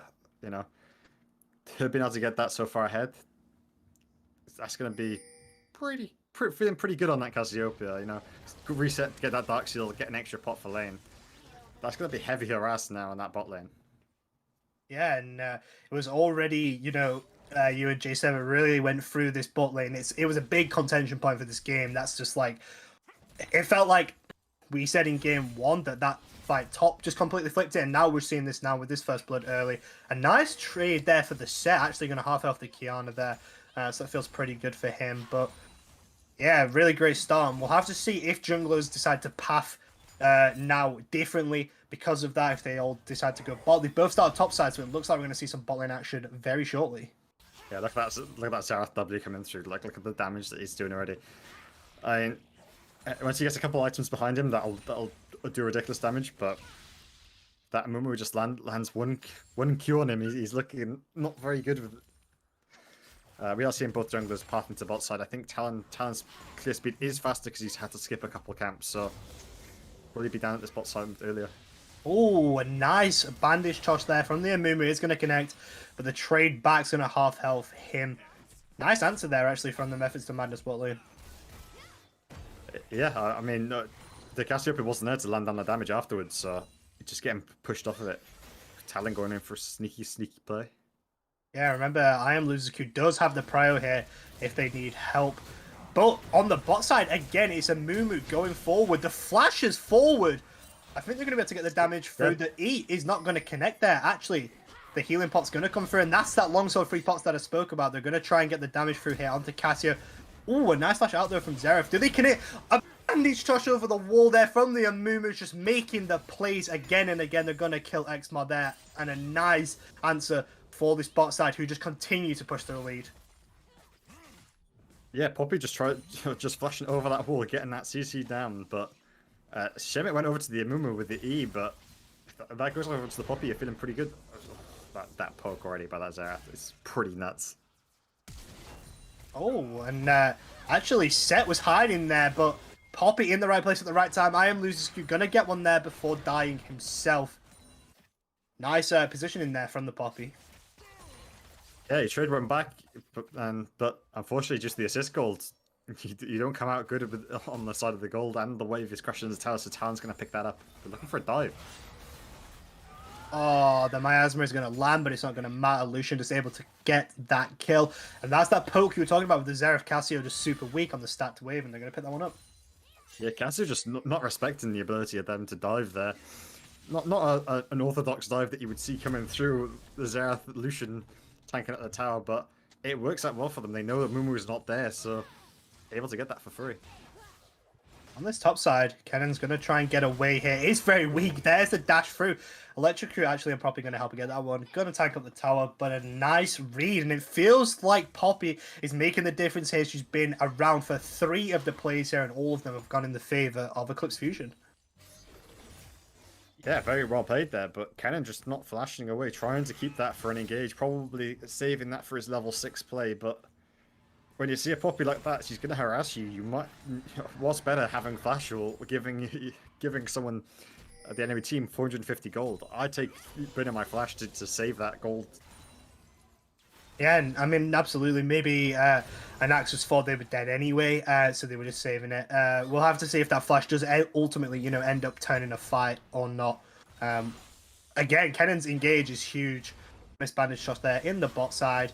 But this prior going back towards the Cassiopeia, like we expected, Xerath not able to land any of the poke. And with the game stabilizing a little bit, how does it feel so far? Eclipse Fusion really feel like they're in the driver's seat, and it's a stark difference to what we saw in game number 1. Yeah, their jungler just applying this pressure everywhere. And yeah, their bot side able to push this in, but I mean, if the Xerath starts landing this poke, so far he's missed 3 Ws back to back, but once they start hitting, I'm sure they'll be able to make a dive, but they are getting a gank maybe from Talon and Set here. There is no vision to spot them out. Talon straight over the walls into Triburst. There's a stun going to land through already into this Amumu's already below half health. Poke going to come through there. A nice Q out onto the back of the Talon. Maybe will be the sacrificial lamb, but there's the ultimate coming through from the Set. Cassiopeia is not able to pick up one. Triumph coming to come through, and that is a really nice answer there from the side of Methods to Madness. And Talon coming in clutch there with the flip over the wall to get behind them and turn that fight. Yeah, great stun there by the Xerath to be able to start that play off. I mean, without that, I think they could have traded it back. The Cassiopeia doing so much damage to that Talon in the backside of that, nearly trading it back, but yeah, really well played, letting the wave push into them so they can get that gank opportunity off. And I think props as well to I Am Losers Q. Got the level 6 there, and I think it was a really nice room timer as well. Nice to see him roaming with the Talon as well, going together and getting that one. Interestingly, we're going to see Cassiopeia picking up a Leech and Leah here, so obviously going towards the Riftmaker, and now traditionally you would expect the Casio to go towards the Leandres. So maybe, I don't know, just wanting to go with the survivability over the burn damage here against the enemy team comp, especially when they have a lot of burst damage like the Kennen and the Talon. Yeah, I mean, it's definitely an interesting pickup. I don't know too much about Casio to comment the build differently. Mumu is here, did land that banish, Josh, but it's already so weak. Set is just a monster, doing so much damage, and yeah, pretty unfortunate there for the level 4 Mumu on that room. Maybe he could see, I thought if that E landed, we were going to see a dead Kiana there, but slowly but surely, Memphis and Madness are coming back into this one. Yeah, we're seeing 2 pressure points on the teams. Poppy Jungle and the Set being 2 massive players for both sides, but the difference is Set's locked into a lane, Poppy can roam, but Poppy has been fine for the time being, not really able to influence stuff, so Methods of Madness have come back and be able to get the gold lead back on their side. Definitely, and it's another thing we built on in Champ Select is that Set was, is the only front line for the Methods to Madness. So him being 3-1-1 already at 8 minutes is pretty terrifying. As I say that, it's a nice Vanish Tosh going to come through there from the Amumu. Flash out for Warazar. Look at this invade again on this bottom side. It's Talon just feeling confident enough with this, with the Set, sorry. Maybe not able to take this one, Poppy just going to get that one. But yeah, red side just feeling very confident here, just willing to invade. Maybe he could look for Dragon here as well. Wait, yeah, Dragon is no, never mind, sorry. I mean, we saw this from them last game. They were invading the enemy's red last time, and that's where they gave over a few shutdowns and a bit of gold. So hopefully this time they know where their limits are and they don't get away with it. But yeah, just back off. They know they can't go anymore. All the camps are gone. Looking for this play out to this bot side. Poppy is around here though. Yeah, I'm not sure if they're going to see this one out. There's no level 6 available for the Xerath, but with the connection coming through onto the Lucian, there is the Lucian ultimate. I'm not sure if he has the damage. Oh, it's a really nice ultimate coming through from Casio. Appear to be able to trade 1-for-1 there, but a nice E going to come through. Lucian trying to dash forward. Poppy is behind them now. We're also cutting to mid lane where Set is just able to trade a kill there. I think we'll be able to walk away despite the tower. And in the bot lane, Poppy was able to answer and pick up Xerath there. So we're going all over the place, but it feels like, I think, a pretty much even trade all over the map. Yeah, I mean, Gold stayed exactly where it is. Set will pick up a couple of tower platings here mid. I don't think Kiana can match him anymore, but that bot lane, I mean, if Poppy wasn't there at that time, I think that was a dead Cassiopeia. Even then, I think they probably should have just focused with the Lucian. Probably should have stayed and tried to focus and just take that Cassiopeia out, and maybe turn on the Poppy afterwards. But yeah, I mean, great play in that bot side. Talon getting caught out by the Cassiopeia. You're sort of telegraphed when you have to jump over that wall. You know, they knows which target you're going to go on, so that an easy Cassiopeia to land. But yeah, I mean, both teams feeling pretty good about that, catching both sides. Yeah, but I mean, worryingly so, there was a lot more gold put into the Set. Like you say, got a couple of tower planes, got the kill as well. So I Am Losers Q just continues to push their lead. Interesting that the levels, I say that as Set gets level 9, but the levels are still staying pretty similar. So I Am Losers Q not entirely ahead, but I guess that accounts for the fact that they've had, a couple of run timers and such here. Talon just going to dash over the wall super aggressively. There's the Poppy W going to come through there. So they're just going to try and walk away. His teleport actually invested from Dr. Mundo here on this top side. So that's just going to be enough to scare away the red jungle mid duo there. Oh, we're going to see something on the bot side, actually. Yeah, I remember we were looking for the bandage toss, but yeah, they're just sacking away. They don't know where anyone is. Just take the Gromp, get that free gold. Anyone who plays solo queue, you need to know this. Gromp, junglers don't really mind if you take a Gromp every now and then. So just go back, take that, get some HP, get some gold. You know, it's worth it. Oh, the stun does connect onto Set, but I think quite a lot of tenacity. Here's the supreme display of talent. It's going to connect. There's the stun going to come through as well, but the huge W coming through from Set is actually going to get the stun off onto both, and the ultimate turn. Set is never behind, ladies and gentlemen. He will soak up damage all day long. No. Oh, and the shutdown goes to Amumu as well. And in the bot lane, oh, it's a nice ultimate to answer the call in there from Lucian, but the poke from the Xerath in the backside, the Q going to be enough from the Lucian to kill them off there, and still Memphis and Madness do seem to be in control. Yeah, Cassiopeia just set up another move went mid to help that play. And unfortunately, the moment gets that shutdown, if that goes onto the Poppy, you might be a bit happier about yourself. But yeah, and on the backside, they take the kill on. Ooh, seeing TP coming through. Yeah, Sash is here. There's a Miasma. The stun gonna land through as a Mumu ulti hits. But Lucian is dead. Not able to trade one there. Castillo gonna be able to pick up another one there as well. Thankfully, that shutdown went to the Poppy. Oh, to the Castillo, actually, I believe. So, nice heads-up play there for Sash gonna TP on the backside. Yeah, very well played there. Knowing that they'd stayed for the wave to push it out yet again. So, really well played. Unfortunate by the Lucian that the E was just outside of the range of. Oh, Kiana, you can't be here. Set can tank this tower all day long. Has W still available. There's the Talon ultimate. Maybe a little bit of overkill, but that doesn't matter. They're going to pick up another kill, and I think this mid lane tower is going to keep getting chipped down now, and there is the Herald as well, so that's mid tier 1 gone.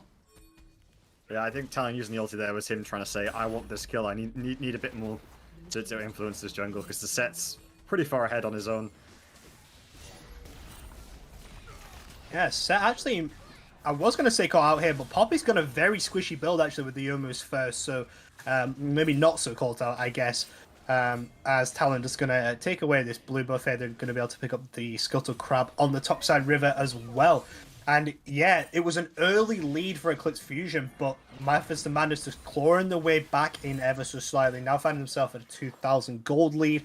We have Cloud Dragon on the map, so they can continue to snowball this lead. Maybe look to try and stack these dragons towards Soul as well. And it looks kind of rough for Eclipse so far. Yeah, Eclipse, they got a good team fight comp, right? They got the front to back, but this Poppy building into the Youmu's. Yes, you got a couple of kills early and you were snowballing, but surely just going full tank here. Even though I know you have the electrocute, still not bad, you know. But yeah, I think it looks like Eclipse are gonna try and fight this. And then we'll face check in. They're just gonna run at him, pull him back in. Oh wait, but Poppy actually manages to steal a dragon. She's gonna use her ultimate. Oh! Such a nice E out from Lucian. The flash going to be forced there onto Poppy. Kiana's ultimate, actually, with Cassio on the backside, they're going to pick up Lucian here. Set is still chasing down this Amumu. Going to be able to get this kill, I believe, despite the Locket Shield. Will do indeed. Xerath in a 1v1 versus this Cassio, and Talon's now turned around to try and help out. I think Sash actually may be caught out here. Talon doesn't have ultimate available. Potentially they can still get this kill, though, if he flips enough walls. There's the Miasma, the grounding going to come through. Yeah, with Xerath there as well. The stone going to connect. That one going to be gifted the way of the Talon. And I mean, despite the steal from Poppy, the fight's still not winning for the side of Eclipse Fusion. Yeah, it was a great Kiana ulti to be able to lock up team members on the backside. Oh, Kiana. Oh, so unfortunate. Yeah, the flash out from the Kennen there. And you've got to think if... No. Okay. Set's coming up here, though. Is Set going to be able to catch her? I think maybe you'll just try and catch this wave. Or just fight the Dr. Mundo. That works as well. The Spell Immune is actually going to keep Mundo alive there. Going to run away. Pop their own ultimate as well, though, to get away to safety. But yeah, that fight in the bot side for Drake, it was a Cloud Drake. I'm sorry. As much pressure as you want to stop the Drake stacking, you all died for probably the worst Drake there is. Yes, ulti cooldowns is nice, but wouldn't you rather just do that for an Infernal? No, I mean, definitely. I am Losers Q. Oh, gonna actually not have the Banish Tosh connects there. Talon's gonna dive over the remains of the dead tier 1 to be able to pick up that kill onto Sash, who's just too overextended there in the mid lane. You can't be there. Another Banish Tosh gonna go wide on the top side, and Set can keep brawling all day. He likes this fight. He'll soak up this damage here. Talon's rogued up, so there's no return for this enemy, for the blue side. Nice Banish Tosh, and the double stun going to come through, but Set going to use his own ultimate to get out. The W damage will connect. Xerath will pick up the Mundo as well. And everything is red right now in this game, as Methods to Madness just take control of the entire game. Yeah, we got Herald come up in a minute here, and I think that this will be another 20-minute game. Oh, it's a nice culling actually, but the cancel coming through from the supreme display of talent there out of Runa is going to keep them alive, but it doesn't matter. I mean, Lucian's still going to get this tier 1 right, so he's still pretty happy with that. Yeah, you're happy, but I mean, yeah, you're happy, but you thought that you could kill an 0-4 Kiana at this point Yeah, as the okay. Lucian. True. Yeah. Yeah, I'll give you that. Poppy actually trying to look for something here on the Kennen. This lethality is actually doing decent damage, but the Kennen ultimate will be enough to keep them alive. I don't think Set will be able to chase this down with the Yuma's ghost movement speed. I got tongue twisted, but hey ho, Poppy gonna get out there. Yeah, but you know, Poppy's damage is pretty nuts anyway. But she did a lot of damage there. But you could see when the ulti was popped up by the Kennen, he pretty much just shredded her back down to the same HP he was on. Not feeling too good about that. I'm just looking at this. Are we gonna see Essence Reaver next for this Poppy? Oh, I don't know what this Poppy's building to be honest with you. I mean, I'm a Poppy jungle fan when he goes tank, but the full damage, no, not a vibe. Yeah, I don't know about that one, but hey, you know what? Maybe it's some tech we don't know about. We'll keep our eyes on this Poppy. It is 4-1 and 4, so you know, pretty well fed. So maybe just feeling they wanted to go full damage. Who knows? Who knows? 1 minute until the Ocean Dragon. Both teams at 1 hit. So there's no soul stacking so far here. Set just trying to look for a little bit of a cheeky move here, but there's 4 people here. Amumu's gonna go over the wall with his Q, gonna use his own ultimate here, and is this what it takes to take down I Am Losers Q? Does it take 4? I don't even think 4's enough. The W just giving the massive shield. There's ultimates coming in from the Zerf, there's W's coming in from the... That was a very funky interaction there. They're still trying to kill I Am Losers Q here, who's gonna pull back in the Mundo again. And meanwhile, the rest of the fight is happening under the tier 2 as Cassio's dead, Amumu's dead, Mundo is dead. Everybody is dying, and Set rather is still alive. Yeah, crazy. Set just in the middle of 4 of them. Yes, you trapped him. Yes, you CC'd him, but you got to bear in mind he's got Go Drink. He doesn't care. You can just heal all that back up. You didn't even have to use ulti or flash to get out of the 4 of them. So pretty crazy from this mid laner. Yeah, and I mean, I feel like, I don't know if we've been caster cursing, but we were like in champs like, you know, oh, he's the only front line. You know, it's not too bad for them. There's a lot of squishy targets, and then I Am Losers Q is like, yeah, I hear you. I guess I'll just take over the game and never die. And that is exactly what we're seeing right now. That early lead just continued to get snowballed and snowballed and snowballed until, you know, we do see an unkillable Set here. And again, it feels like we're right where we were in game 1. Eclipse Fusion just cannot claw their way back into this game. They're looking for plays, and it's great, but these plays don't work because of how far behind they actually are in the game. Yeah, I'm surprised Myth of Madness didn't try to back off and get Rift Tail to try and open up these towers a bit heavier, but I guess I don't need it at this point. Baron has spawned instead now, so... Ooh, Lucian is actually going to flash out to avoid the counter ulti, but they're just going to get one charge to this lethality Poppy. A nice flash from the Kennen there over the Poppy ulti, going to be able to secure that one. Talon's able to get the dragon and dash out as well. So yeah, again, it feels like, unfortunately for Eclipse Fusion, they're making the right plays, but they don't have the goal to do the right plays. Yeah, I mean, they went there expecting them to be on Baron, right? Because they got an open tower, having to contest the vision there, but Poppy not tanky enough to survive really against that Lucian.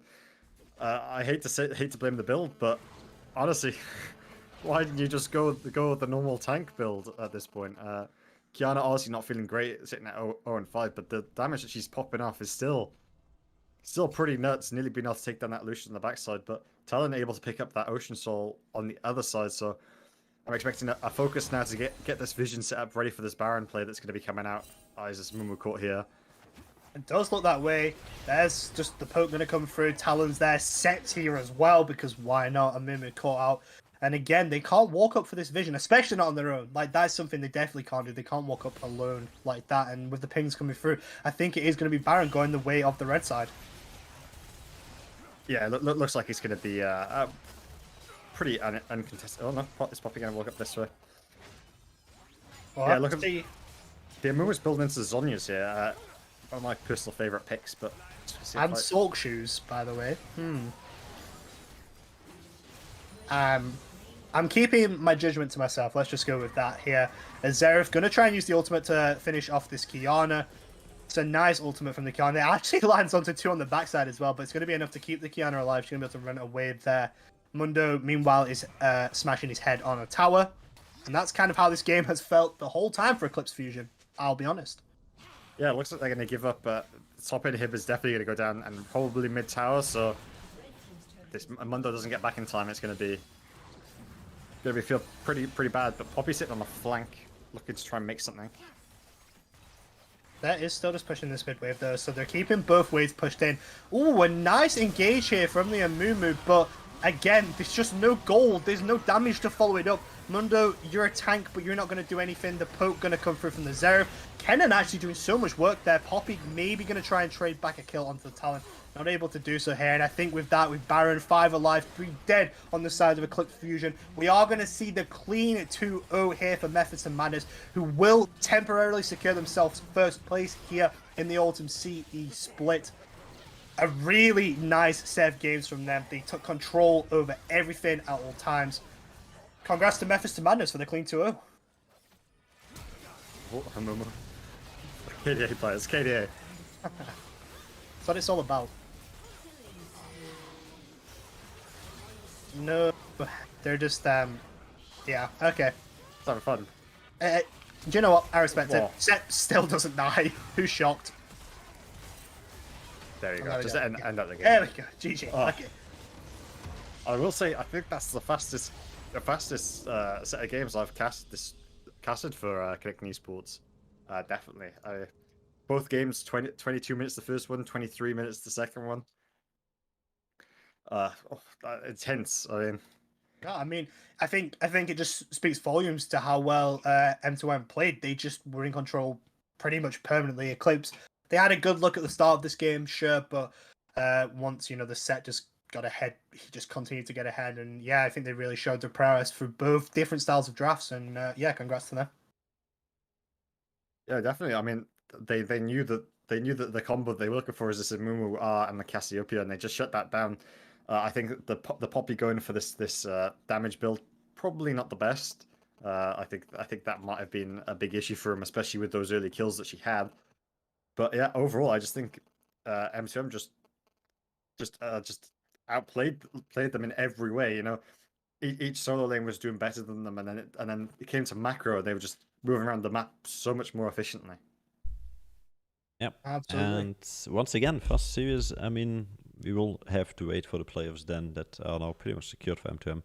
See them perform in maybe a longer game or even an extended series to see if they have the same kind of energy and power. But if you go into a game with this early aggression, this early kind of style, you might surprise the enemy fast enough to make it into a quick 2-0 and the best of 3 quarterfinals. Or when it comes to the best of 5, however, you gotta have to prove at least that you know how to play also the standard stuff.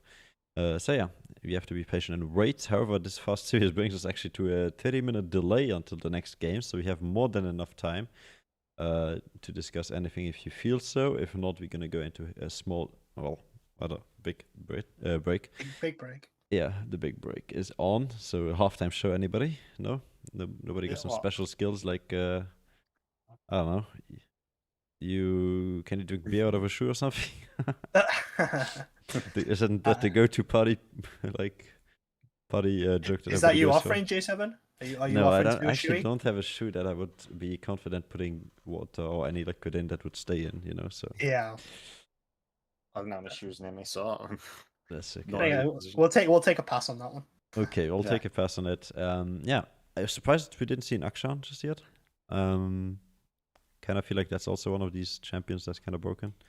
But I yeah, think definitely in 505, right? That ability to res people is going to be yeah. pretty insane. He is unlocked for And- Worlds, right? Or no? I No, think he is. no, he's not. He's not unlocked for Worlds. Because came- LCK and LPL didn't have him enabled on their patch. So because all realms didn't, he isn't Hmm. allowed basically. But I think Worlds is a patch after always. Yeah, I Amsterdam think over there. that We'll there's see. We'll see. They will some shit surprise us. thing. It's some time still until the Worlds. No, it's not like they already like full on going. They're still in, like the knockout stage for the group stage or whatever it's called. Not knockout stage, the group stage. Yeah. So yeah, for the Okay. actual, I don't consider that Worlds already. It's like the pre-show to the big Champions League. It's like whatever the Champions League is about in football is about the quarterfinals, semifinals, and finals. You know, everything before the group stage nobody cares for. So but yeah. Anyways, when we go to all of that beautiful world stuff, we'll be by then on break from Connecting Esports. We'll hopefully have some new projects coming up. We can't leak anything just yet, but we'll keep you tuned and updated as much as possible. For now, make sure to follow our socials. They're down below on the Twitch panels. Yeah, just give us a like and everything. Our socials are looking fresh lately. Other than that, you can always say if you're interested in helping us out, either in any staff position or just as a caster, like today, Clear made his debut. Just make sure to come onto discord.me/connectingesports and yeah, apply. That's all we can give you for now. That being said, thank you so much for watching and see you guys in, well, 30 minutes from now. Enjoy the rest of the evening, get some snacks, and we'll be right back.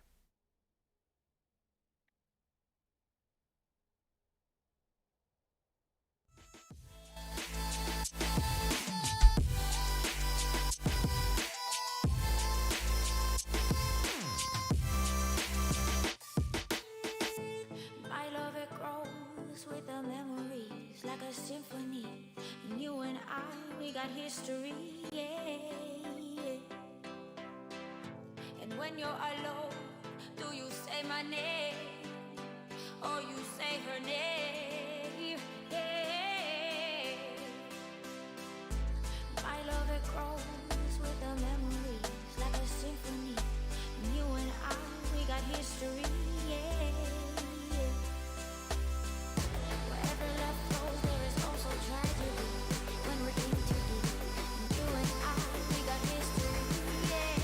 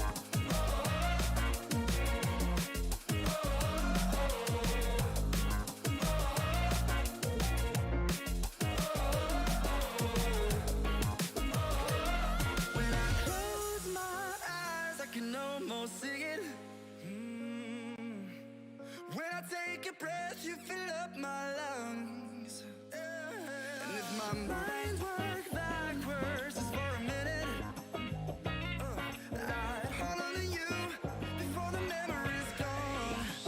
I remember you, you lift my spirit. With you high is all I'm feeling. Remember how we felt alive. I remember you, you make me stronger. Can't go without it much longer. Remember, remember, I remember you, you lift my spirit. With you high is all I'm feeling. Remember how we felt alive. I remember you, you make me stronger. Can't go without it much longer. Remember, remember.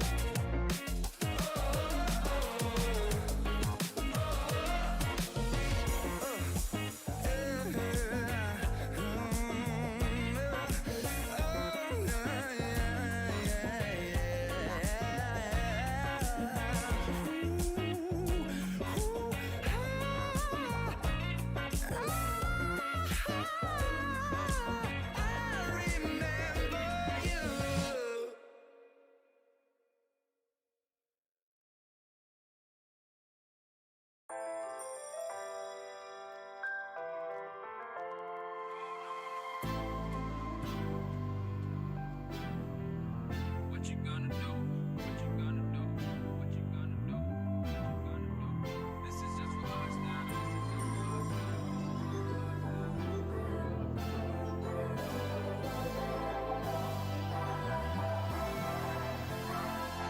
Yeah, I can never ever find the right words, and there's no way this is real life.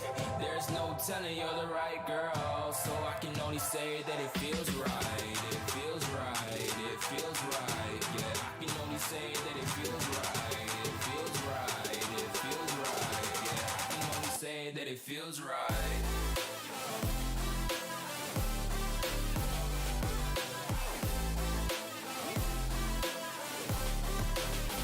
That it feels right.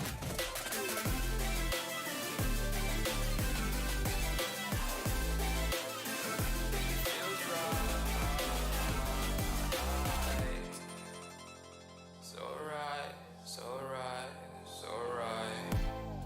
I'm just going with the gut. Never had a doubt, felt like this is just a must. Put me in perspective, I'm the deepest in the cut. Everybody tuning in, but this is just for us now. We know I ain't ballin' yet. Hoes wanna holler, oh no, I don't call them back. Girl, let me see you hold it down, we gon' have a blast. Cause I just wanna know what you gonna do with all of that. Ain't gotta say a word, I know what's up. You can have it all, watch me rip it off. I'll admit it, you got me feeling hella loved. Even when it's going down, know that we gon' live it up. Young shot caller, always been a baller. Know that you the one, I can feel it in my heart. Yeah, I won't stop charging, you go and come harder. I can see you and I, way beyond the stars, girl. I can never ever find the right words, and there's no way this is real life. There's no telling you're the right girl, so I can only say that it feels right. It feels right. It feels right. It feels right.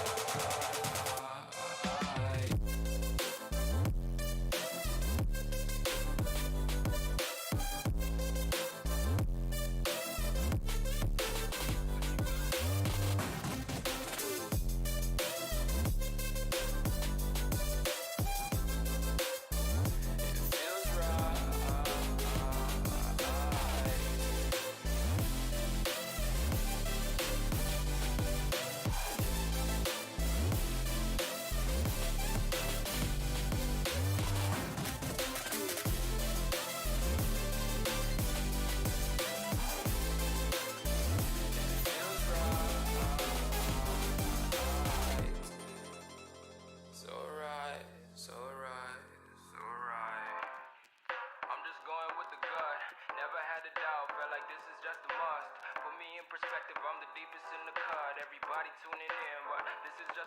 now.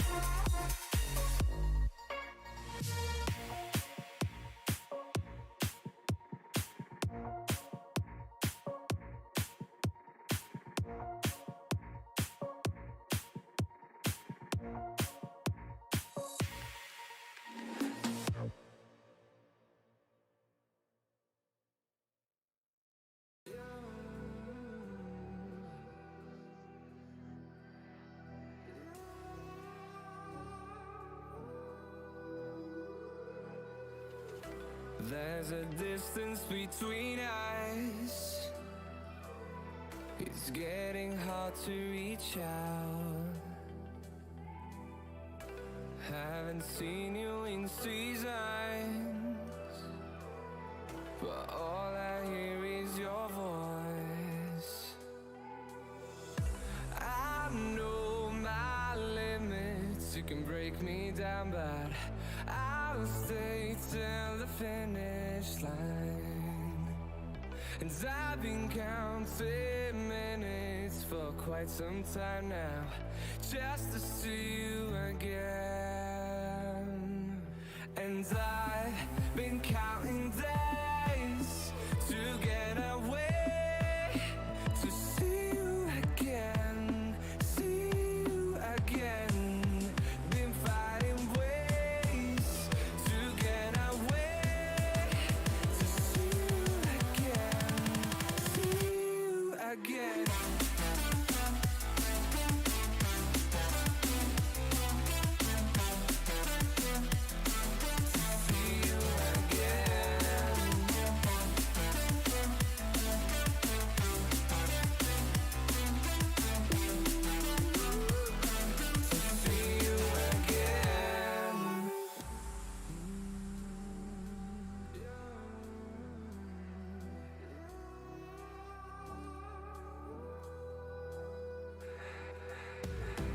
We got millions of reasons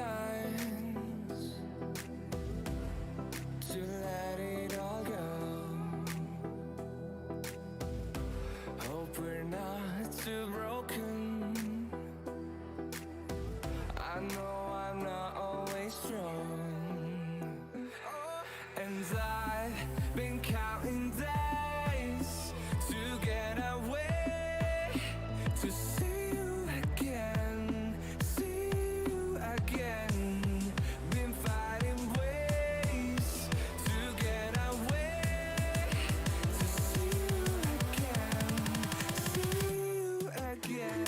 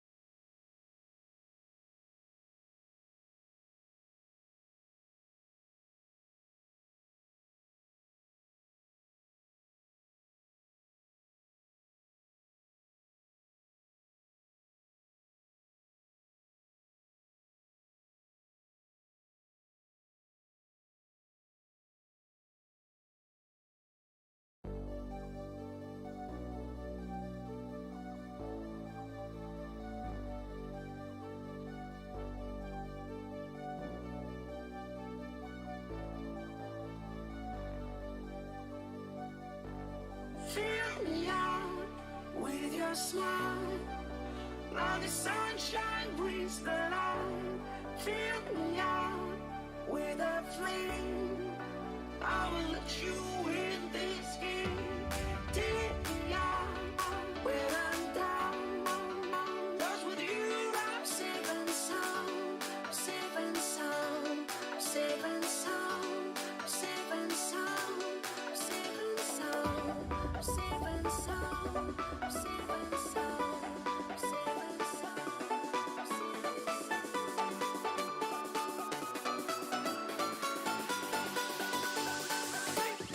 Bring that beat back.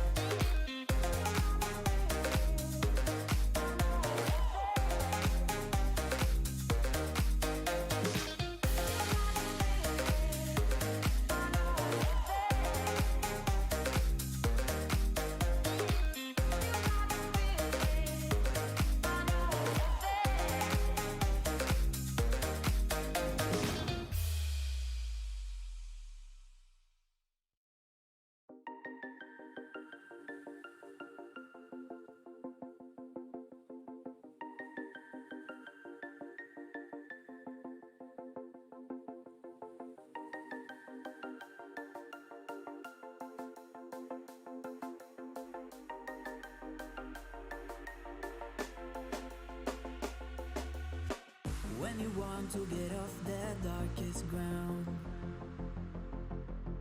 but gravity pulls you straight down. bird's eye view. You should grow feathers and see this too.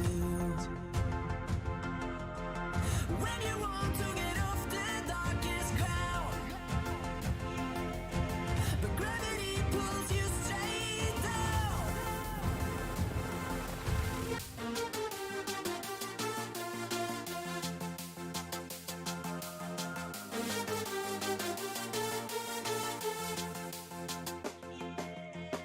When you want to get off the darkest ground,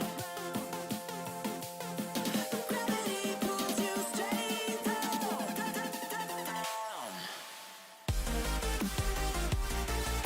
Clear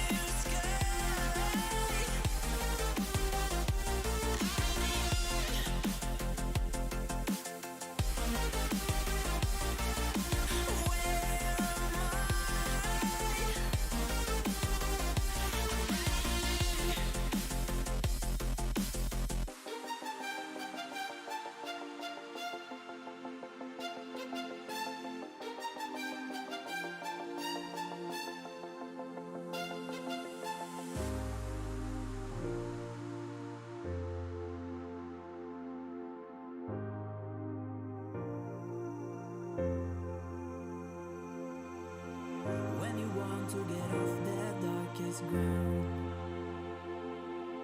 but gravity pulls you straight down. Earth from a bird's eye view. You should grow feathers and see this too. When you want to get off the darkest ground, but gravity pulls you straight down.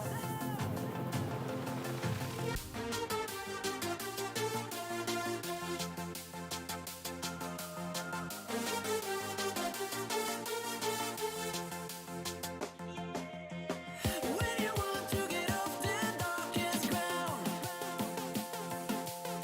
but gravity pulls you straight down.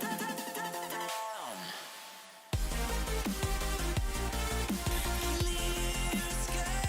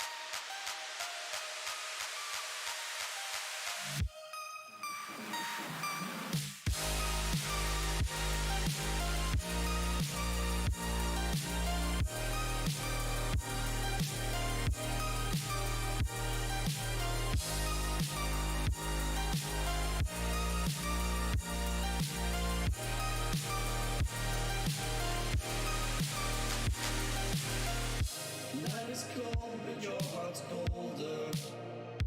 I will wait for you. The glitch in your eyes pulled me under, but I will wait for you. There's nothing left for me to do than run and act myself a fool. No point in trusting anyone. Your eyes of diamonds keep me up with the thought that it could be this rough. No point in trusting anyone.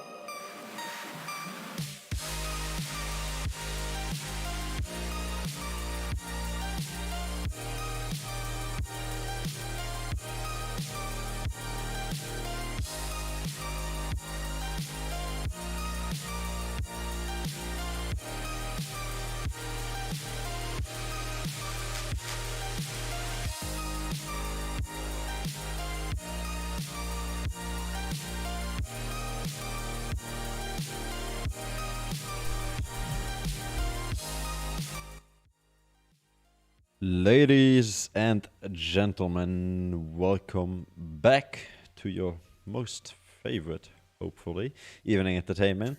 Here, live on Connecting Esports Twitch stream with once again Gizmo back at it again, joined by now Mr. Clear himself as disguised clearly in Toki. I did actually not see this, Clearly. my bad. Clearly, Mr. Toki is today having a very clear name, but it is not his own. Let me change that for you, my friend. But other than that, Quite an welcome honor. to you. Yeah, glad to be here again. Can't wait for a pretty exciting match because this is possibly something that we might see a rematch of in the playoffs. Yeah, and we are looking forward to all of this in just a bit. But the Bumblebee boys have been looking strong, but so did indeed the Extreme Esports lineup. So maybe we'll shall see them. I'm quite, well, not quite sure, but I'm pretty certain that those will not match in the first best of 3. But one of them is definitely gonna meet each other again if they make it past the first round. So yeah, for now we have a beautiful evening and had some nice games with M2M versus Eclipse Fusion, but today's second series is most likely a bit more intense when it comes to who is favorite. What do you think, Gizmo? Well, I think Bumblebees just takes this one now. They've Okay. been looking on great form. They've been destroying pretty much everyone. They haven't dropped many games this whole split. I feel like this is just theirs. And even when I did my research on their team, some of their players, like their main champions, they're under rank 1,000 on pretty much all of them. So I mean, they got a Bard who's ranked 225th in the world at the moment. He's also ranked 68th on Yumi. Like these ranks, like it's crazy because they're just like you gotta think that's the whole world, right? And they're so far up there, and I just think that they'll just take it. Yeah, Yeah, they do support look mains like- be like that. Yeah, I mean, But- that too. but- But respect to support base, okay? We're a little bit of respect, except Thank God. if you play Yumi, but yeah, I a bit of was respect. blaming. to I was just saying, support like, mains, if support mains be like that, they would just be good, well, you know? They always make it yeah. into the top 10. I mean, their mid lane is like 500th on Oriana and 400th on TF. Like, if we see those picks come out, you know he's gonna be pretty insane on them, right? It's definitely a good team, but I feel like the only thing that they might not have going for them right now is that their last match they did recently lose some points. Sure, it wasn't a loss, but it was a tie against Tigerstan, so they had a little bit of a slip up there. And considering they are 7-1-1, which means they've only tied once and they've only lost once, and I think that loss was very early in the season for Bumblebees, whereas this tie was just very recently, of course. Maybe, maybe there's a little bit of a hole in their armor, perhaps, for Extreme to come through tonight. Maybe, but you got to also bear in mind that Bumblebees have pretty much locked in playoffs already, right? And you're talking about best of is it best of 5s going into playoffs or best of 3s? Best of 3s for quarter, semifinals is best of 5 finals as well. Yeah, so you're talking about like when you're already secure for playoffs. Is it worth sacrificing a couple of games to hold picks back? Like, Well, again, you want to make it to that semifinal, so dropping a game is definitely not in your intention. But yeah, I think they need to stay on top of their game just to make sure that they indeed get that semifinal spot for the Bumblebee boys. But other than that, Extreme has been looking strong really much as well in the last few games, which is kind of a bit of a scary point when it comes to Bumblebee boys. And Toki mentioned this could be like a rematch for the playoffs or a first show of a possible rematch in the playoffs. So yeah, I do think today's game is going to give us a lot of intel onto how this series could potentially play out. I definitely think so too. And as Gizmo said, though, I do believe that Bumblebee boys are stronger and are probably going to come out on top.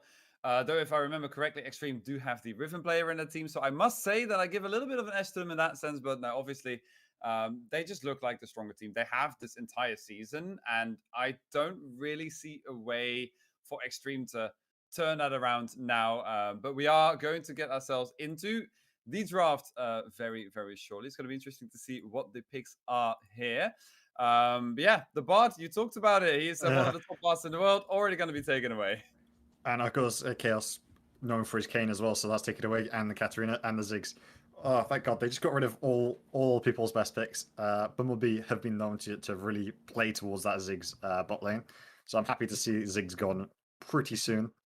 Yep.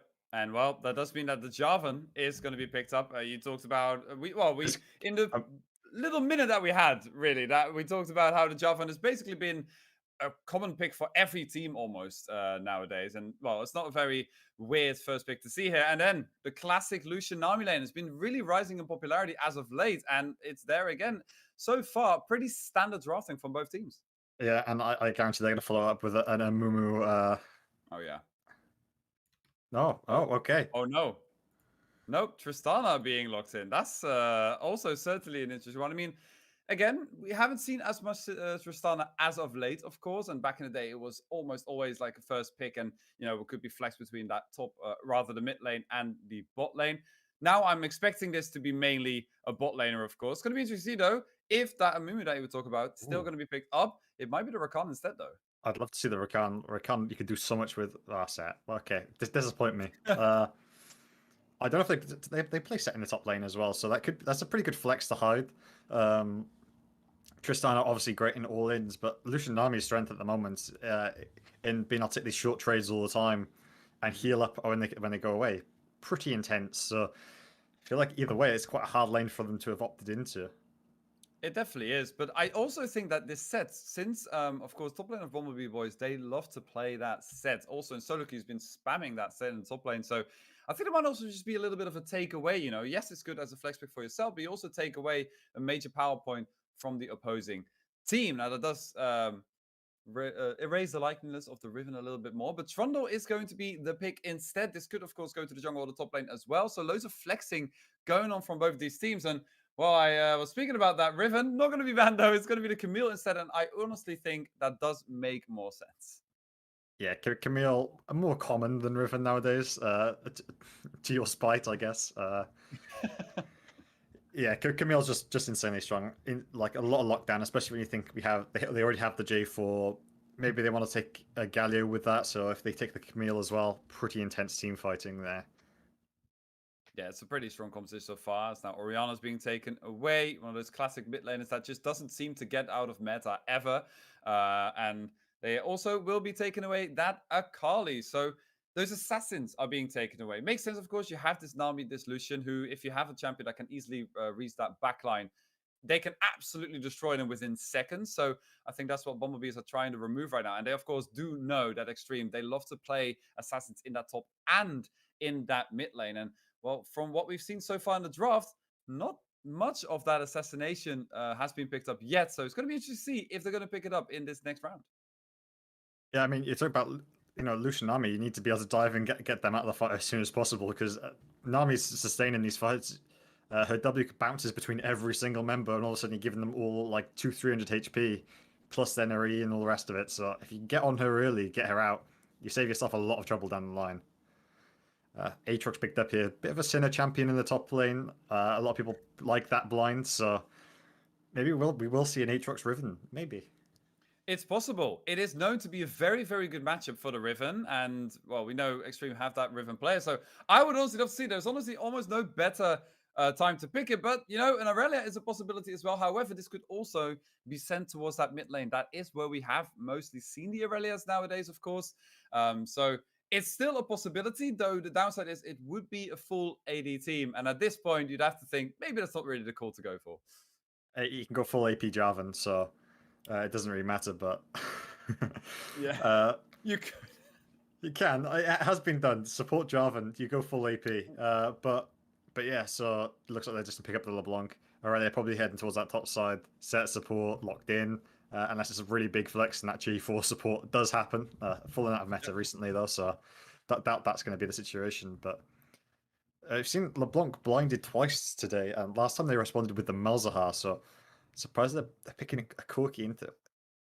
I mean, I think a Corki could work as well, of course. It's a relatively tanky, I guess, quote unquote. AD carries also relatively safe, so should have a pretty decent time against the LeBlanc in lane, and it is going to be the final lock-in. Now, I was going to say this could they do some crazy lane swap where they put Aurelia in the mid lane, but no, they're not going to send the LeBlanc to the top lane, I would reckon. But again, the assassins that we were kind of hoping to see from Extreme Esports, they have come out, not in exactly what I wanted to see, but obviously it is very strong, right? You got that Aurelia, you got that LeBlanc, a very early game focused team, it seems like here from Extreme Esports and Bumblebee Boys. Now, if we look at both these compositions, what are we really expecting to see? Because I feel like Extreme Esports are really going to have to drive this one forward from their own base.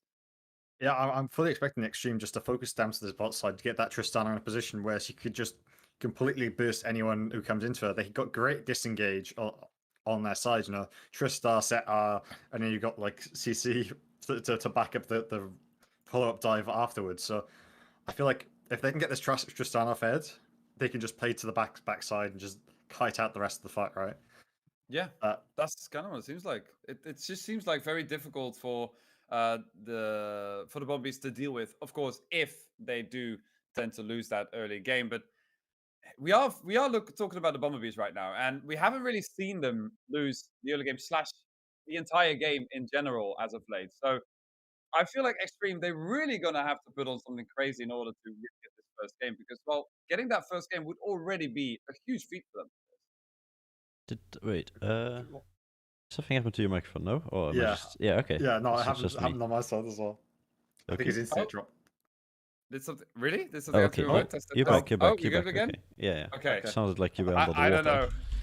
Like a little bit of a Subnautica Your mic cosplay. for- I'm telling you, my mic has gone through like rehab. It Mm. seems like it's had like some weird sounds behind it, and then I fixed it, and now this. Well, hopefully it stays decent now. It should at least be more clean. We also had Gizmo That's the today case. with a bit of mic spikes. I don't know what that was. It alright. was like, yeah, it's okay now. Don't worry about it. It's not happened since, but it's been like some static sometimes when you talk. I think it's just like a cable or like, you know that sound it makes when you bring a phone Yeah. too close to a speaker. Oh, like it. Yeah, like that it's I know don't what don't change anything, Gizmo. It's not happened in the No. last 40 minutes. So like, Hands up. hands up, don't touch. But I'll let you know I'll- once it happens. I'll report it to HyperX. They sent me this mic, so I'll have a go at them for that. Great. Well, Hypex, feel free to sponsor us. Let us know. Other than that, we have, of course, the Trundle in the jungle, which is one of the fastest clears. We have to mention it over and over again, opposed to one of the fastest ganking jungler, because the level 2 Jarvan gank is notorious, and we've seen it actually last time. I think that was with you, Toki, you know, wasn't it? Like where I called it out, or was it with Gizmo? It was with me, I think. It was I think with you, it was Gizmo. Monday. Sorry, one of you guys was there. It was on Monday, yeah. Sorry. But yeah, we called it out, and then he went for it. It went terribly wrong, but they still managed to get a kill, and yeah, it was It's because great. both junglers turned up level 2, right? Yeah, And yeah. and then I think it was Trundle and J4, but the J4 went for it, but was in the wrong position. Then the Trundle just came Yeah. up and mopped up the kills. But It was really funny. yeah, But yeah. honestly, it's just the strength of the pick, right? J4, the EQ combo, just crazy amount of engage. So maybe we'll see that again, because they need to get this Tristana ahead in this game, right? Tristana see. is in my opinion the win condition for this game, because you got like if you can kite out the back of the fights, you should be okay. Obviously, you have got the Corgi. I call it Corgi. I don't know. Corgi, yeah. Yeah, That's because of the know. Corgi skin. If he has that, Yeah. you're all good, man. Don't worry about it. Yeah, I know. But yeah, so honestly, I think they need to get this Lucian army behind. We've seen the power of it throughout the rest of the tournament so far. So if they can really shut that down through this J4 coming down, very looking forward Yeah. to it. Let's not forget this team is also very important today, Bumblebee Boys, since they are also. I don't know if I can leak this. We're just gonna go for it. But NLC, we are participating there with some of those members from the Bumblebee Boys. So yeah, Congrats. looking forward to how they perform. That's why we are always watching closely when they play. They don't get any preference in our tournament, but yeah, they get preferences in our heart. But yeah, definitely gonna be looking forward to how certain people perform today. And we have seen in Networks today, Gizmo, if you remember, we kind of ruled him out as a front line, but yeah, we should have done that in that game. And Yeah, let's see if yeah. today is the same thing, because I don't see another front line other than him and Trundle. And Trundle generally, sure, gets a bit beefy thanks to his ultimate and all that good stuff, but he's still not that full tank normally. Like, he still builds his Styrax and some AD heavy items. Yeah, but you'll be looking to set the ulti off of the set when he pops Aftershock, right? Because normally it might be a phase rush set just to stop that, but I'd assume they now swap more towards the Aftershock. So obviously, I'll probably take that and get his stats from that and be a bit tankier. A big thing that I'm looking for that is, I'd say quite mechanical, is the Trundle pillar to interrupt the J4 EQ. Pretty big if you can pull it off, because obviously J4 just wants to dive into your backline. If you stop him halfway through, he's just caught in the middle of your backline and you're all not knocked up. and he then slowed when he walks away. So could be a pretty big part. I'm also not sure how the Trundle pillar interacts with the J4 ult. I don't know if you can just trap someone like into a specific corner of the J4. I don't know. I think that's possible, but Yeah, I it think seems that's very possible. unlikely, But, right? It seems very specific. So if we see that happen, that'd be absolutely incredible. Because I feel like this matchup has been shown quite a bit in all kinds of tournaments around the world, but that is not something that I've at least specifically seen. But Yeah, I do I'm not sure. yeah, go for it. Go for it. I'm not sure if he can put it in there or not because I don't know if it's wide enough for the Trundle pillar to go in or not. It's a weird thing to think about, but if it does, I mean that's instantly like someone's stuck. They can't yeah, dodge at all. I really Explain. hope we get to see it. Yeah, like now I'm confused. Yes, Because now I'm I very think intrigued Trundle as has well. range to put the pillar in, at least over the Cataclysm wall. Yes. Yeah. It But has the range. it's not. I mean, it's more the slow effect that's big, but the pillar itself is rather slim, so it's not a Jarvan flag. But I think Either way, if you're in he there, you're places- screwed. Yeah, Yeah. definitely. But I don't see how you would want to want as your Trundle put somebody into the Cataclysm and make them stuck there, other than the Jarvan himself. So if your teammate is in there and you pillar him, he's obviously not going to get slowed, but he's still going to get moved and bugged into the wall. So I don't think those two should be combined, and it's very unlikely that you're going to see maybe you that. take But we'll see. You can take it either way, right? Because it means that J4 will be stuck in place and he can't get out, or make him have to burn a flash for overcommit to a Cataclysm. But there's also the fact that he might be trapping in other members. You know, like I'm expecting Set to be in there because he's going to be in the front line, maybe the Aurelia. So these Cataclysms will be important going late. A big thing to note is the Corgi. Corgi, yes. Yeah. I didn't check the skin, but we'll find out very shortly if it is indeed the Corgi skin. Last time we saw it, it was it didn't do great early game, right? But Yeah. they picked up a few early kills, and then all of a sudden was just one shot in the ADCs left, right, and center. So I'm expecting it to be pivotal to their late game success because yes, Lucian Nami very good early game, but they can carry to mid game, and then all of a sudden you need to make Elsa take over to get you over that line if it goes past that 30-minute mark. Yeah, I think it's going to be pivotal in like more than one way, right? Because not only obviously if he gets ahead is really strong, but I feel like you also want to try and stop this LeBlanc from getting far ahead. Because we talked about how Tristana is definitely a winning condition here for Extreme Esports. But I feel like when you look at the squishiness of the side of Bumblebee, if you get a very strong LeBlanc, it's going to be very difficult to stop that as well. LeBlanc has one of the easiest champions to get on the backline with, and you know Lucian and Nami, they're not necessarily known for their escape options or anything, so that could be a very, very terrifying thing to see as we get ourselves into the first game of the series. It will be Extreme Esports on the blue side, facing up against the Bumblebee boys on the red side. The Bumblebee boys who have been looking extremely strong and tired in the entirety of the autumn split. We'll see if they can keep that going, as we might see an early support fight now. It's going to put that ward down. Too early. Too early. Yep, too early. Too early. But to actually come back on your point, there is a face rush on the set. Yeah. For my next hit. Okay, so I think he's done this to stop the Trundle from being able to take it off, right? Makes a lot of sense, but I believe, yeah, he is also running Hextech Flash, which means that what he can do is he can sit in this bush. This is why they put that ward down there. It's a thing that most people do in this elo, but what you do is you reset. Now they'll take super into that so they can clear that lane bush, and he can just use that bush pressure. He can always threaten to go in, because once he Hex Flashes in, he's in range to EU, and all of a sudden then, you know, you're in trouble, right? The Tristana's jumping onto you, getting all of the procs off, so that can be pretty scary. One thing I want to note for late game is, obviously LeBlanc's going to be trying to go onto this backline, so Nami ult can stop a LeBlanc W, so if we see that interaction, it could be pretty fun. Certainly, although it's not the easiest one to find, of course. Sure, the tidal wave is big, but LeBlanc can just, you know, reuse that W to get back from where she was, in case it's not the exact right timing. But interesting to see. I was going to say we might see an early fight, but it's just going to be a ward placed down there by Golden Excellence, and instantly going to be removed by Pui. So no problems here for either team. But though more interestingly, it is the jungler starting on the opposite sides of the map, and you can see actually Trundle, he is not going to clear his own red side. He goes straight to the blue after the red. Yeah, he has some problems with AoE camps early on, so he'll just take it to get level 3 and then go back probably. But maybe he just wants to be around this bot side in case this J4 goes for that cheese gank that we have seen in other games. But so far, it looks like he's not bothering. Big surprise there. Yeah, I mean, I already like the ward plays, but Zork actually, the flashy comes in right immediately, and Golden Excellence is taking a lot of damage here. Don't think he will fall from this, but that is the flash auto attack. First blood goes over to Denial. I mean, Lucian didn't flash. I mean, Yeah. it's a level 2 Tristana with Zed. It's a pretty predictable play. I mean, why are you not respecting that? I'm so gobsmacked. I don't know what to say. I mean, the set just flashes in. Yes, he didn't have the channel of Hex Flash, but he's got Phase Rush. You know he's going to be being able to chase you down no matter what once he gets to that level 2.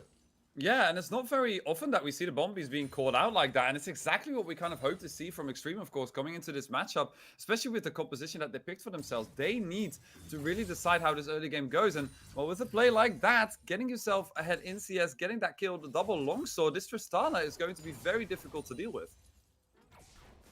Yeah, definitely. I mean, and look at the set. He's got the boots now, so when he does it, he's getting even more movement speed to chase you down. This lane is probably going to be hell for the Lucian army, and they blind picked this thinking that it was unmatchable. Yeah, they really did. I mean, yes, you know, it's one of those known to be very strong lanes nowadays. That's probably why they picked it. But once you fall behind as a Lucian army, you can just easily get dove after and after again. As now we see a fight in the mid lane. Zorka XL might be a little bit of trouble, gets rooted up. Big Humble Giant is there to defend him though, as now it might be a 2v2. Gales is going to go in, misses the flag and drag, so he is going to be walking out safe. Yeah, not lovely sidestep there. Just dodging straight out on that. I don't even think if it hit, it would have died because I don't think the chains were up from LeBlanc anyway. But either way, nice bit of skill.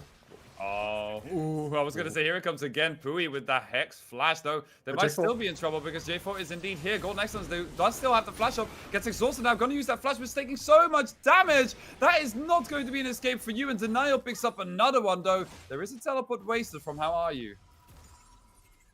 Yeah, that is a lot of damage. Trundle's going to have to come down here and get some flex tape on that because they are really not looking good here. But, oh, Jesus.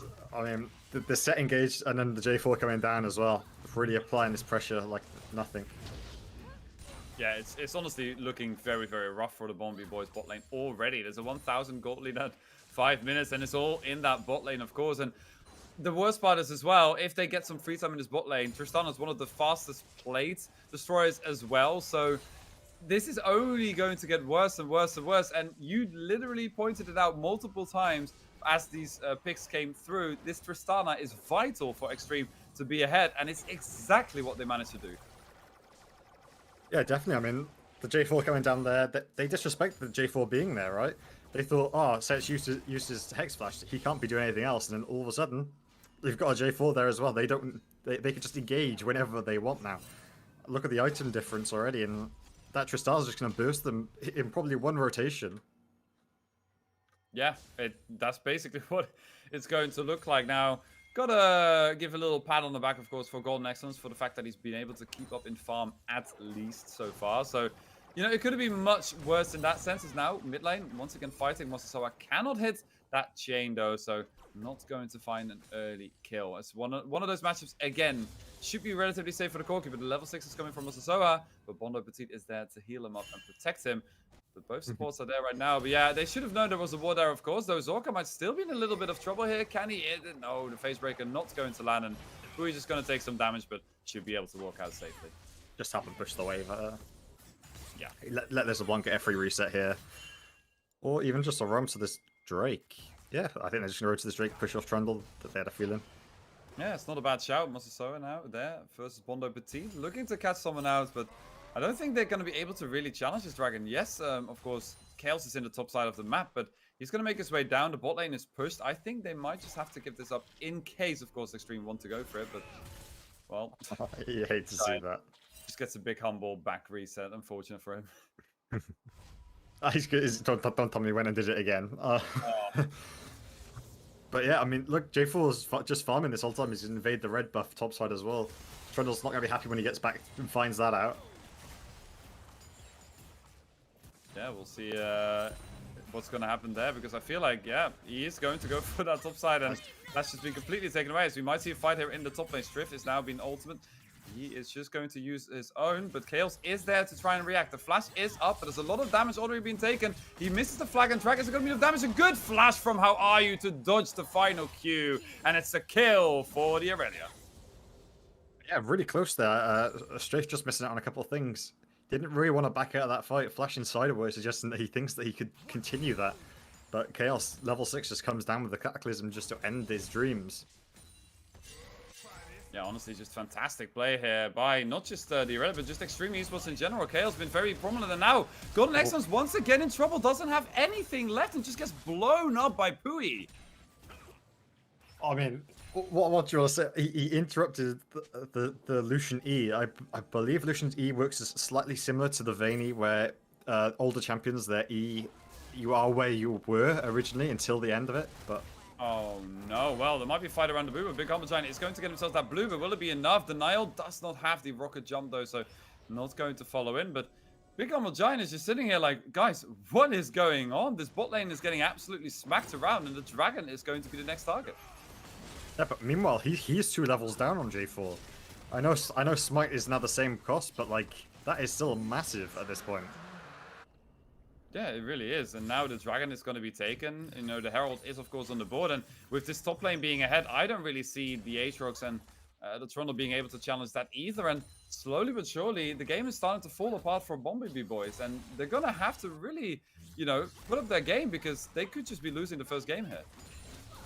Yeah, definitely. I mean, at the moment, they're tied with Among Us and M2M. So if they lose this series today, they could be saying goodbye to their top 2 playoff hope, skipping these things. So hopefully they can pull it back in this game and you know, reset. But they are 3k down at this point. Yeah, it's going to be very difficult to do. Well, one of the ways to maybe turn it back around is a top lane gank. Looks like Big Humble Giant is going to go for it. They got How Are You locked up. Does not have the flash ready. It's going to try and jump around nimble and quick. But is it going to be enough? No, it will not be. Strith is going to pick that one up. Yeah, I think halfway through that, I already realized she was dead and just tried to get as much CS as she could from that wave because she knows she's going to lose it. So, great Trundle pillar there to knock it to the one side, knowing that she can't walk around the outside, so she had to go back into the Aatrox. Oh, but now Chaos has found the knock-up on Big Humble Giant, has the flash, but look at the damage. It doesn't even matter. Chaos picks that one up, and now this Herald surely will be his, as though Strift might be in a little bit of trouble here as well. There's the ultimate. It's going to pop the ultimate from Strift as well, so no worries there, but that is going to be a Herald for Extreme Esports, and even though Bumblebees finds something, Extreme Esports, they fire back. Yeah, and they're trying to do the Herald here now. Set's just doing it himself, solo, but I think J4 missed a flag and drag there. I don't know if he had flag up or not, but might have been able to continue that and maybe get the Aatrox on the back end, but either way, looking pretty good for them here. Yeah, very, very strong performance so far from Extreme Esports. The question is, can they keep this up? That is what we're hoping, at least, to see from them right now, to really make sure, because let's be honest, right, we expect the Bombees to win here quite handily as well, and the fact that Extreme are already putting up a fight like this, that makes me very, very excited for what is to be, of course, in those playoffs. Yeah, I'd love not to have another 20-minute game, to be honest. So far, this game looking heavily favored to Extreme, which is a big upset if they can pull this one out. Yeah, I definitely think it would be a big upset. Now, question is, though, Bumblebee boys, right? They are in a bit of trouble. Sure, they have some scaling on the side, but it's not even that great either. How are they going to be able to pull this back? Well, it wouldn't be by dying in the top lane, but that's exactly what Strift is going to do, as How Are You tries to run away. Is not going to die to the turret, and Chaos picks that one up, though, in the mid lane. They're trying to turn things around, but Muscle Soa is just too safe. And now that is going to be a top lane turret with full plays down for Extreme Esports, and Bumblebee boys, they are faltering. Yeah, definitely. I mean, Aatrox just saw the dive coming through, just didn't back off in time. Ended up, How Are You nearly got traded back as a return for it, but just one, I think it was just one auto off, one sweet spot, and he would have been taken down as a return. Really feeling bad for this Aatrox in this top side. Yeah, it's one of those really, really rough matchups, and now you have to buy yourself, you know, that Bramble Vest just in order to try and stop the Aurelia from doing so much damage, but when it comes to Aurelia and she starts stacking up and she gets some money, gets some items going, it doesn't even matter anymore. She does so much damage. The true damage is just way too much. And I don't know if Strith, throughout this entire game, honestly, is going to be able to deal with her anymore, because Aurelia can also scale disgustingly well. Oh no. Yep. Oh no, indeed. I was going to give over the mic to you, but now that is going to go straight to Big Humble Giant. He actually gets pulled out of the Cataclysm, but does it matter? No, it does not. Moses Soa gets the first kill of his game, and yeah, now with the LeBlanc also finding their ways to get ahead, it's just looking so rough. Rough is definitely the word here. Luckily, Aatrox has set up a freeze in his top side to at least give him some control back in this game. But I think at this point, you've really got to pick who's going to be the carry, who's the one who deserves the farm. Because I just want to say, it's not going to be the Aatrox at this point.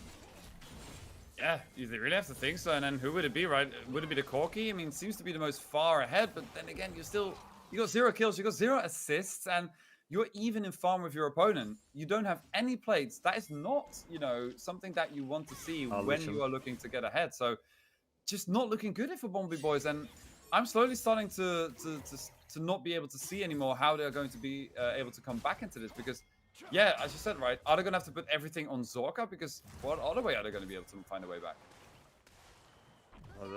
The dive, I can't even speak. Yeah, no, definitely not in the dive. Golden Nexus, I mean, it's not even pointless. He's just going to absolutely get exploded. Now, in the top lane, though, Big Humble Giant will take a kill there. So, it's a trade kill, but it does mean that the Dragon is going to go over to Extreme Esports. It might be able to normalize that top matchup. I don't think it will, really, because the Trundle got it. But either way, your Lucian's getting starved out. 0-4 on this Lucian. He can't even walk up to sit under his tower anymore. Please, just swap him up to this top side. Let him catch the wave under his into the tier 2, please, because it's the only way for him to catch farm, or at least put him mid and put the Corki up there and able to catch this farm.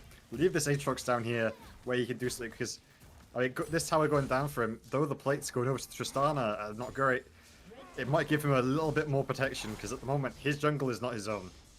Yep, it certainly isn't. And well, it's neither is it Big Humble Giants, because he just gets blown up in the mid lane. Mosasoa picking up that second kill. And wow, these kind of mistakes are very, uncommon that we've seen them from Bumblebee Boys, at least, because they're just getting caught left and right, especially Big Humble Giant and Golden Excellence, of course, just being way too far up. And when we look at the items, we see Golden Excellence having gone for that Guild Force, going for that safe option, and still, not being able to escape any of these problematic situations. And, if you're going to be forced to build like this and also be in trouble, sure, it works with his calling and all that, but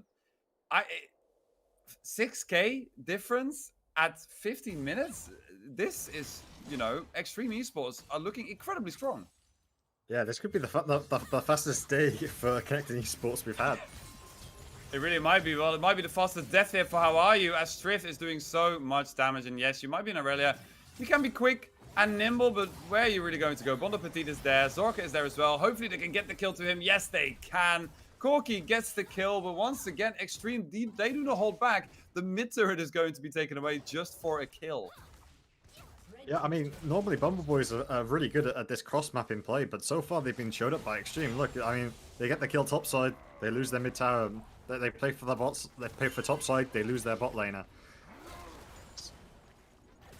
Yeah, Big Humble Giant, I think he was getting a little bit ahead of himself. Tried to stop the Nile, thinking that he didn't have that rocket jump anymore. Maybe trying to force something. Did not work, and now Golden Excellence. Poor guy. I mean, that is just a Q auto attack, and this man is almost at half HP. Like, he really is not able to play this game when Mosasoa is around.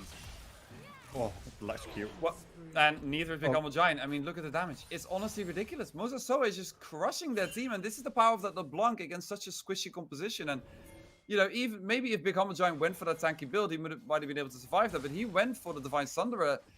Mosasoa is going to absolutely run through their team if they don't manage to stop this guy. And now it's going to be even worse. Bowie with the ultimate. Golden Excellence is able to get away this time around, though. But even with that, you can see what the side of Extreme Esports can do. And even in a dive like that, Bumblebee Boys cannot respond. Yeah, I mean, Seth just gets away with that for free, right? Oh, no. Okay, thank God that doesn't hit. If that hit, I think it's just an ADC rage quit there. It's terrible to see. But yeah, so far, just not really showing up Bumblebees. I don't know what's happened. I don't know if they're just... that they're already thinking too far ahead and really didn't prep for this game, too busy thinking about playoffs. I mean, you got to bear in mind, on Friday, they play against their equal who's tied against them, Among Us. So, are they going to be able, like, with this performance today? I mean, do you think that they can match them? Because so far, looks like Extreme should be taking their position, really. Yeah, so far, based on the performance, I think Among Us definitely would have the edge. And we talked about this before, right? How Bumblebees, their last match was a tie. They have come up, they lost the game against the Tigers. So, you know, they have not been looking the cleanest right now. As now, Pui might be fighting Become a Giant, taking a lot of damage. Golden Nexus still does a lot of damage. Mosasawa is just way too strong, and Denial is going to be on a killing spree.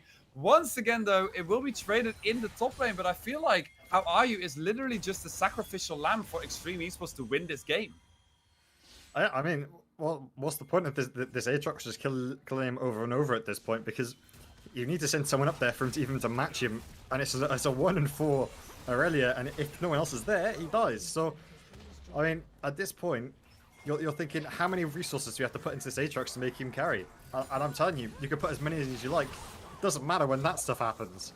No, yeah, Mosasawa, I mean, we have gotten to that point. It's a 5-0 LeBlanc. It's got 10 stacks on that Dark Seal. I would not be surprised in this game if that Medjais is going to be pulled out very soon. And it just feels like there is nothing that they can really do. I mean, how? If you look at the composition of Bumblebee Boys, how are they going to lock up a LeBlanc? They have the only former CC is the Tsunami. I mean, and you got for the CC to come through. Oh, no. Yeah, Big Humble Giant once again called out 1 and 6. I feel like we're not even watching the Bumblebees right now. That is kind of what it seems like. You know, we expected the game to be literally flipped on the opposite way, where it was Bumblebees far ahead and absolutely destroying the side of Extreme Esports. But Extreme Esports, they are showing a crazy and super strong side of themselves. And honestly, there is no better time to pull it out just before playoffs. Yeah, Oh, no. Oh, I was going to say, surely gets not, away with but it. just barely gets away with it. But now, Bumblebees has to back again. Yeah, but Mr. Soa is sitting on 1,400 gold. Like, imagine if he had that, you know, that could be another large rod or even the book. So, I think personally, I prefer to go towards that large. Yeah, he's going for that death cap early. I mean, that's going to be a lot of damage once he gets to that. But at this point, I mean, oh my god, he's just watching him.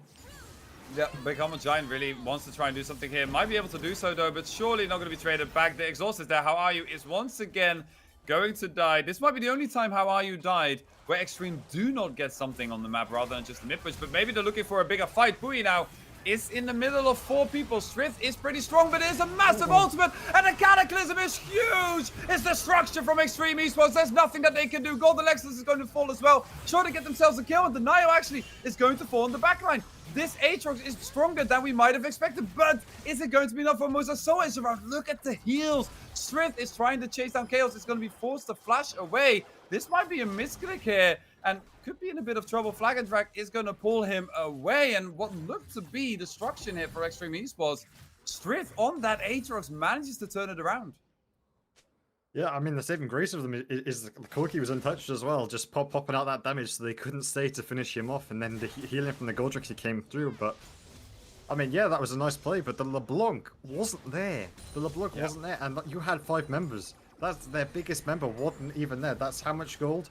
Oh yeah, 8k gold. Sorry, of the LeBlanc wasn't there, and you're like, without the LeBlanc there, the gold is equal, and it was what was it? A 3 for 3 in the end. So, you know, once that LeBlanc can get to these fights, you're looking pretty bad. You'll take the shutdowns at that point. I think one went onto the Aatrox and the other one went onto the Corki. So, not feeling too bad, but you know, you need to get these. You need to get this gold onto the big important member of that Corgi.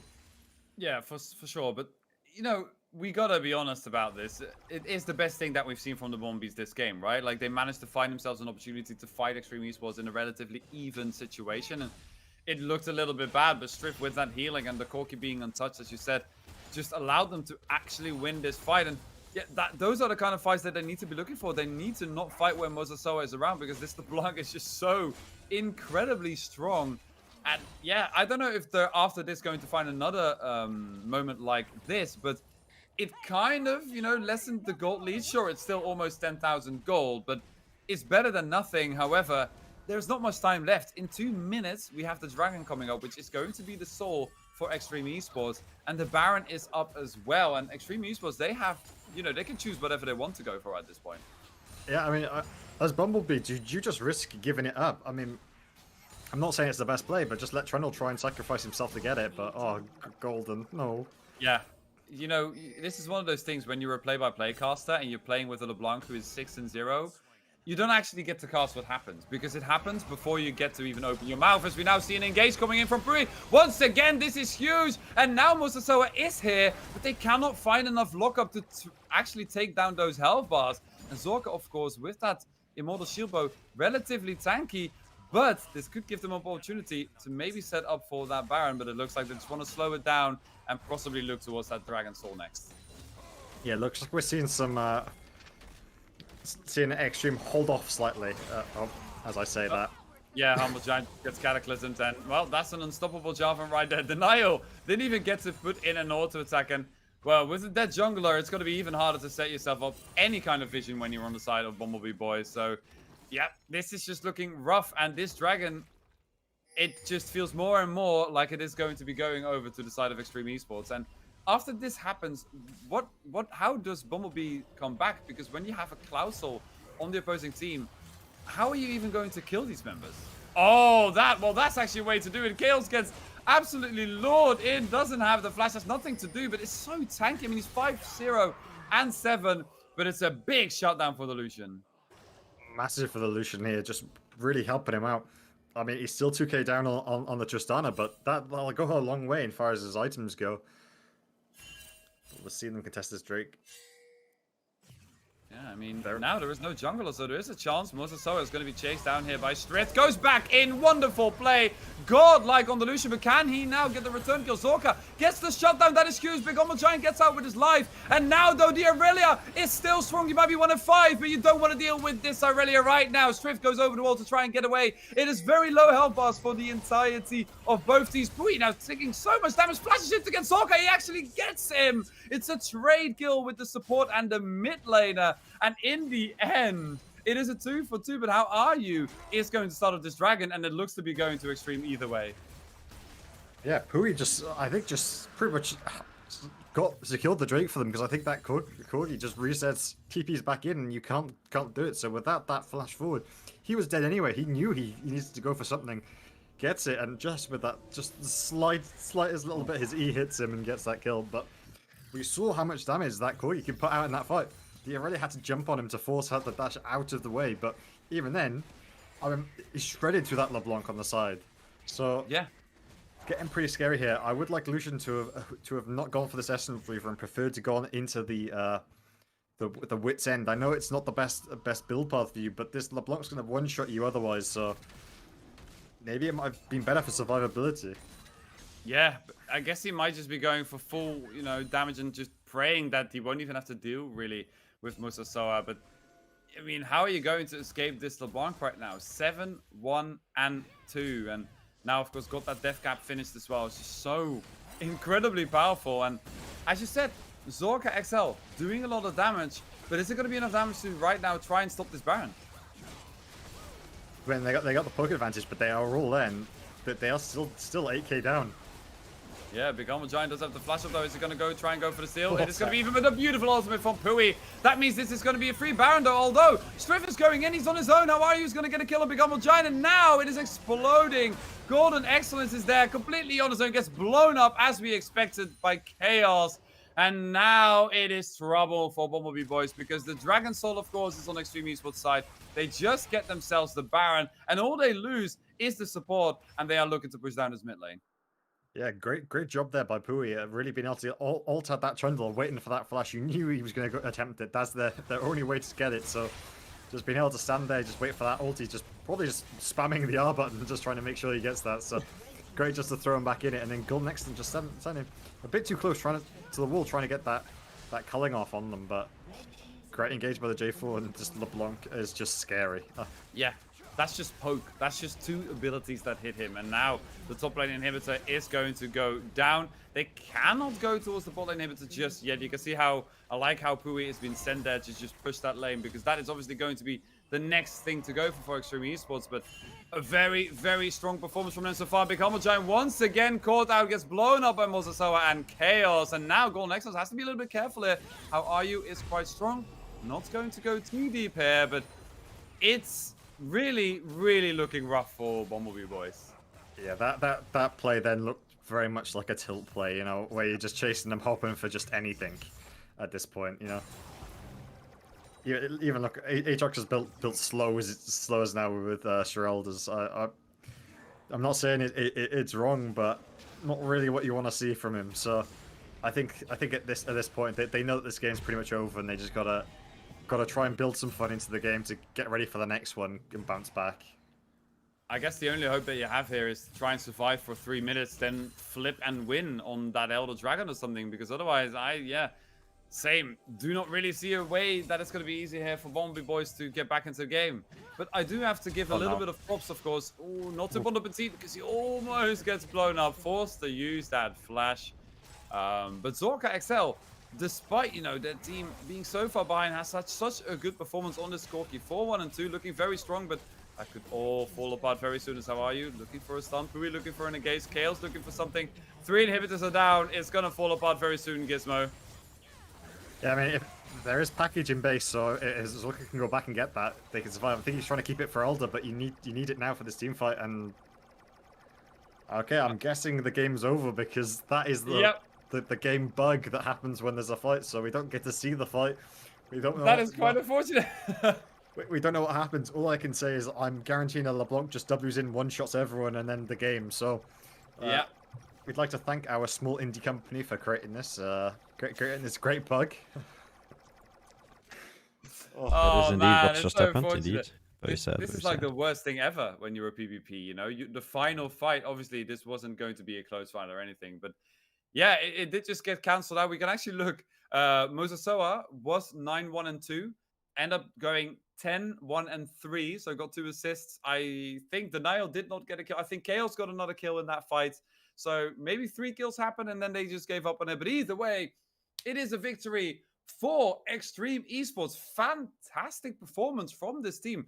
They came out, well, we said that they needed to come out with some cannons, and they absolutely did. And of course, you guys in the chat now will get to vote who to you was the MVP of Game 1. Gizmo, who was it to you? Oh, Pui. That set play. Okay, I'm happy if he didn't go for the phase rush, I think that the lane would have gone completely differently. So I'm happy he went with what I predicted. The pressure he applied early, the flash level 2, the ultis late game, he was just everywhere. He just did his job, got this Tristana fed, stopped the ganks when they did come in. I just took Golden Excellence out of the game until the LeBlanc took over. Yeah, I think I must agree with that. And I kind of have to also lean a little bit towards Chaos, to be honest, in this jungle. What a performance from him as well. Has been basically every random map. And you talked about it, right? This Jarvan has been so known to get those early ganks going, get that level 2 gank. He did not necessarily go for something very early, but when he went for it, it worked. And I mean, very simply, all of the players on Extreme Esports right now played out of their minds. You had Denial, who had a great performance on that Tristana, so aggressive, so strong. Mosasoa, I mean, I don't think we need to say much more. Just one-shot everyone on the back line that there was in the eyesight. And how are you? Despite having it very rough at some point, I feel like he did exactly what his job was. Try and divert attention towards him, send 2 or 3 people there so that his team could just simply win the game. Yeah, I mean, even though he was getting ganked all the time, he still had to draw more than one member up every time. And they tried to match him once with just the one, and it was extremely close. I think it was like one or 2 autos could have changed the outcome of it into his favor. So really soaking up the pressure, and it really gave him a lot of opportunities around the rest of the map. Yeah, you hear that by the way, Toki, or is it just me? I did hear it. Yes. Okay, so it's not me going crazy. When you speak sometimes, Gizmo, it's not a lot of times, but you have that very small static noise. Make sure like your phone is not close to any speaker, or your cable is fully connected to your headset or your microphone, because it's a very subtle, like a kind of like Morse code. I'll just unplug my mic. I'll be back now. Up to you, man. That's what fixed most of the problems back from 1970 all the way to today. But yeah, other than that, we have Extreme Esports versus Bumblebee Boys now with switcheroo in the roles. So Bumblebee Boys on the blue side. I'm going to get my casters into the lobby before it's filled up again and they cry we can't get in because Sesame open right now. I'm also going to get Gizmo in and I'm going to mute the leak ding sound so you guys don't go ding ding ding crazy. I'm already in. Don't You worry. you were playing AD carry right now? Yeah, I didn't see that. My Yeah. bad. Yeah, of But course, I wouldn't want quite surprising. Not gonna lie, Extreme Esports. I mean, I did call it out. I think you guys were a bit surprised by it, but I did call it out. Extreme Esports looked really strong in their last series, and today they showed again that they have indeed stepped up. And I think the Bumblebee boys are back to their very early week 1 kind of performance, where they are a bit shaky on 1 or 2 members, which then brings the whole constellation to small bits and crumbles all in front of you when you go for those plays and they are not exactly executed or in great synergy. But yeah, maybe they can fix it. They definitely have the rank to should be able to fix it in between games, because with this rank normally comes the mentality to be able to adapt to different situations. Today the situation is to pull out of this kind of more aggressive style that Extreme Esports has put onto the Rift and control the game, bring it into your own path. Reward side, please. Yes, we know. Yeah, We need to switch everybody Yeah, on so we can start. I But, can't switch anywhere, so I'm just stuck here.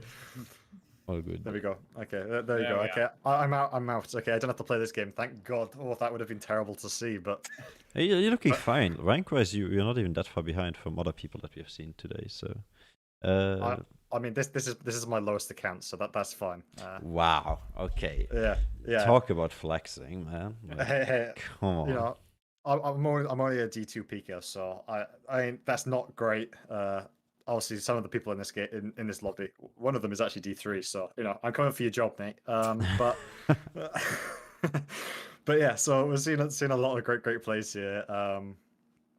I will say it was a big surprise to me. I will say Bumblebee did get a lot of early wins through exploiting Zig's bot lane, right?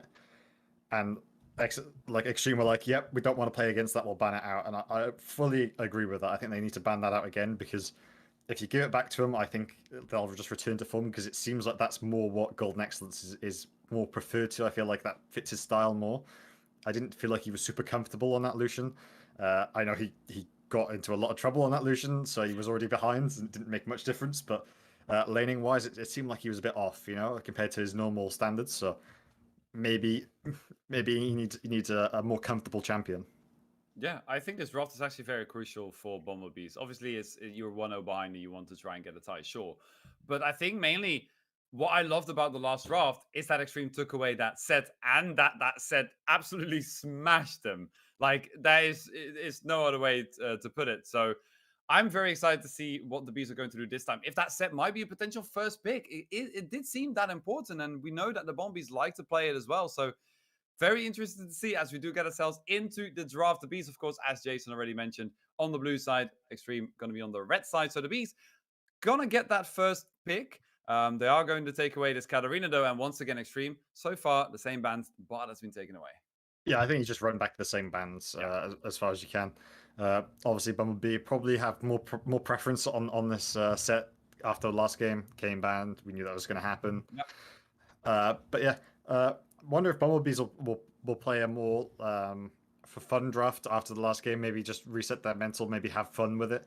I know that they have done this in previous games, such as like my personal favorite, which was the Ashe Xerath bot lane, where they had Ashe support as like a weird flex that they did. And I mean, they didn't win lane, but they won the game, and the plays that they made with it was pretty insane. So maybe they try and do that, but yeah.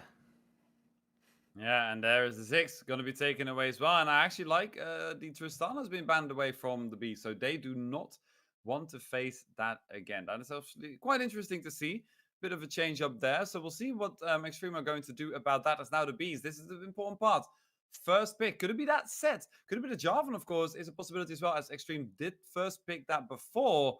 They Tahm are Kench. currently offering Tahm Kench, and that is going to be the lock-in. On bench the Kench, I guess. I thought they were going to Yeah. take the. I thought they were going to take the Lucian Nami there, just thinking, oh, the Tristana was the problem last time, not the set. Yeah. But I guess it's Tahm Kench. So I guess they're saying you need a tank. I wonder if that's going to be top or support.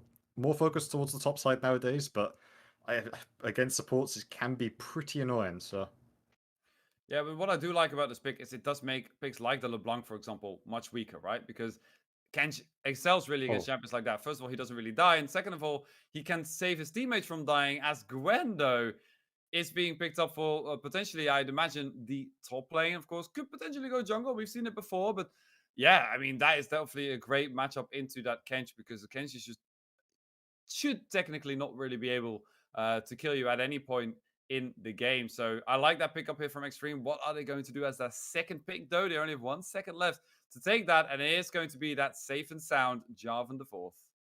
Okay. There is one. If they take that set, there's one massive pick that just destroys both those champions instantly. Riven! Yeah. Riven. No, Blitzcrank. Yeah. Blitzcrank. Imagine the ulti on those shields. Incredible. And Extreme have been known to play it, so I'm expecting it to come out. Maybe not this round through, but after the next ban phase, if Bumblebee don't think about it, I think it's going to be an insane pickup here. Hecarim, pretty strong champion, fallen out of meta recently, but does do okay into J4. Great engage and unstoppable as well. Yeah, and already when we're looking at the side of the Bumblebee boys, the tankiness has gone through the roof, right? Like this is something completely opposite of what we saw last time. And the Braum is going to be the supports pickup here for Extreme Esports. They want to just make sure that is being picked up before we get into the second ban phase. Orianna is going to be taken away so far, but yeah, what can we say so far about these compositions already? B's already looking much tankier, getting some really strong engage options, also disengage options, of course, and Extreme now with that Gwen and that Braum, definitely a different kind of look. Yeah, Bumblebee's definitely saying, yes, we want to go forward in every fight, okay? And then Extreme, the Braum pick says to me that they've gone, well, you've got dive, we'll just take the Braum, cover it up, you can put up the shield and just stop everyone, right? Braum does insanely well into dive, so I'm happy they picked it up. I'm sad that the Blitzcrank didn't get picked up because that would have been my preferred choice, but that does pretty well. They have the J4 to re-engage or to trap off, like a Hecarim diving into the back line if they want to protect, stuff like that. Gwen damage, obviously pretty crazy. Says that they might go for an AD mid, so I'd assume the Aurelia because it hasn't been banned out yet, but they are hovering, banning the Calista, so like unless they swap it last second, yeah. So I'm expecting the Aurelia to be picked up here, probably. I believe that's someone they play, I think. So yeah. So obviously, they might take the Lucian with the Braum here. I think they're deciding whether or not they want to take it first or after. Pretty insane lane. I was actually going to mention it. There is a Vayne possibility here because look at the tankiness on the side of the Bumblebee boys. I mean, if there's any time to play a Vayne, it would be right now, and it's coming right out. And yeah, well, you talked about the strength of the Blitzcrank. It would have been even stronger if this Seraphine is going to be the lock-in here for the Bumblebee. It will be. And oh my God, we're going to see it. It's the horrible times they have returned, ladies and gentlemen. It's the Sona Seraphine bot lane. Oh no. Oh, That is. Yep. Yeah, I mean, is there much more to say here? Like there was no more ADCs to pick from, so they went, okay, we don't want to play Lucian Army. We'll just play the probably the strongest heals and shields we can find. Yep, and that does mean though now the final pick is going to be Yone for Extreme. What this really looks like, it looks like just a bunch of tanks with supports facing off against Team Assassin, like kind of. That is kind of what it seems like, and very out of the ordinary composition from both teams. What are we expected to see here? I mean, Seraphine Sona bot lane has been a bane of high elo solo queue for a while. Lots of obviously insane shields, insane heals. The ultis just are crazy, but then at the same time you've got a Yone J4 who are going to dive past your tanky front line onto those. So I feel like on Bumblebee's side they've drafted a comp that's very reliant on their bot lane's positioning, and after last game we saw that their bot lane's positioning wasn't up to standard. So you've put a lot of pressure on people who didn't have the best game last game. So hopefully they can redeem themselves. But if not, you've got Extreme, who've got a Vayne who's just going to burst through your front line, no matter how many heals and shields you've got. As soon as they apply the healing reduction, the shielding reduction that they should optimize into, it's gonna be looking pretty scary.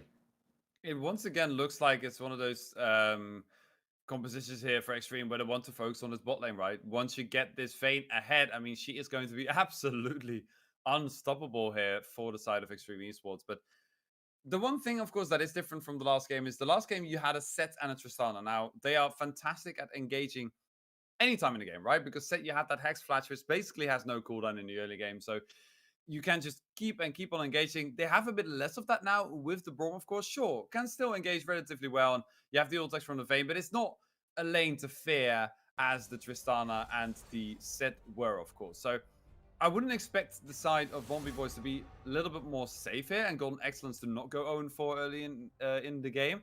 So, you know, maybe they will actually be able to turn this a little bit around and maybe get some leads for themselves. But yeah, when we're looking also at these matchups, and once again, the Jarvan being there, it's just going to be very difficult once again for Bombi Boys to do this, because I feel like they really need to not fall too far behind, because this Vayne is just going to shred through them, as will the Yone. Yeah, they got to put a lot of pressure on. I think, yep, that's the yeah. I was gonna say that was a little bit of a mistake here by the side of Extreme Esports. They locked in the Varus. Sure, Varus, Vayne, it's close, but I would Two say different that- champs. Yeah, close enough. They're gonna have to put a lot. They threw us off. Okay, they threw us off. Oh my god, no! What's going on? I think there seems to be a few bugs going on right now. I don't know if we have too much. How about intel we on go it, back but- to the lounge, let them figure it out in the meantime. We talk about these compositions, which are pretty clear, I think, besides one or two switcheroos. But even then, I think it should be pretty straightforward. So yeah, let's talk about it. So if I'm not mistaken, this time Kench in the top lane and Hercam in the jungle, Set in the mid lane, Seraphine, Sona bot lane. Yeah. So this is a disgusting lane. You get such push and poke. I wonder if they'll go for the double. There is the opportunity to go for the double spell thieves thing and just go for full on poke, but I'd expect them more to go for Seraphine farming because she has the ability to farm pretty well. So I expect that. But yeah, it's going to be a pain, right, for the Vayne, because as soon as they get a couple levels, as soon as they get their Lost Chapter in, they should be able to push the wave pretty fast. Very similar to the Ziggs bot lane that Golden Excellence really likes. But the biggest problem is going into these late game team fights is going to be the Braum shield. Okay, Braum shield versus Seraphine ult. We saw what happened with this in the game Monday. I Isn't think Sona it was. ulti the same thing, by the way? Or am I haven't played Sona or seen Sona The in difference ages. is Sona is like- just a stun, and But it can't get blocked. It's also it can get blocked by Bomb Shield, no? Because it's also like a wave thing, or I am reckon it wouldn't be able to, right? I'm not I mean, sure. it's- I think it can, but I'm expecting them Wow. to layer it, right? Let's find yeah. out. We might find Sona out. Yes. ult Oh blocked yeah, that works as well. by Braum. Let's find out, boys. Something actually interesting to see that we can talk a little bit about is that we see Strift picking up the sets. Now, I don't think this means that Set is going to be in the top lane. Sure, we've seen Set being picked a lot, though, against Gwen and that working out. It might actually be, to be fair, but I would also not be surprised if they still send the Set over towards the mid lane, but just make Strift play because Strift just loves the Set, right? So Yep. that is actually an interesting one. So any wall like Yasuo and Braum and etc. can indeed block Sona as soon as Wow. it touches it. Balanced So abilities, guys. Yeah. I think we Braum just broke it. layer them on top of each other and hope that one goes through. Bromkin. That joke. Sorry, exposed. Yeah. So, I think it was Monday we saw Seraphine versus Braum, both supports, right? And the Seraphine ulti was trying to be used, and the Braum was just always the line at the front, blocking the whole thing, so it never went off. And then obviously the Seraphine then tries to follow through with the E's to get the stun off, and it only ever affected the Braum, right? So if we see that happen again, I feel like the team of Extreme could just dive straight onto their back line, because they'll be CC'd through, like the Seraphine Sona, they have to sit in one position to cast those abilities, which is an easy way for J4 to jump onto him and Yon to jump onto him if they can time it right, as long as it hits the Braum shield first, right? So I feel though Bumblebees feel like their comp is good, I think Extreme have out drafted them somehow. You know, they had the Braum already, and you pick two champions that their ultis don't work against that. It just feels pretty doomed, I feel. It is one of those specific situations, though, right? Like, because once Pui has used that Unbreakable, it suddenly, becomes very difficult for them to deal with Seraphine and Sona. So it's one of those things where, like, it's just, I feel like it's going to be a big waiting game, right? To see like, okay, are you going to use that Unbreakable? Can we somehow bait it? Can we force it? Just to make sure that, we can actually stack our ultimates. Or, sack as one. least, yeah, something like that. You might just sack one, get that Unbreakable out, and then use the next one later. But honestly, by how we've seen Pui play the last game, he's had a near flawless game. Honestly, it was fantastic on that set. I would not be surprised if he's going to be in form with this Braum as well. And if we just look at the basic of how these players have performed, I definitely would feel like Denia and Pui are looking, to be more confident facing up against Golden Excellence and Bondo.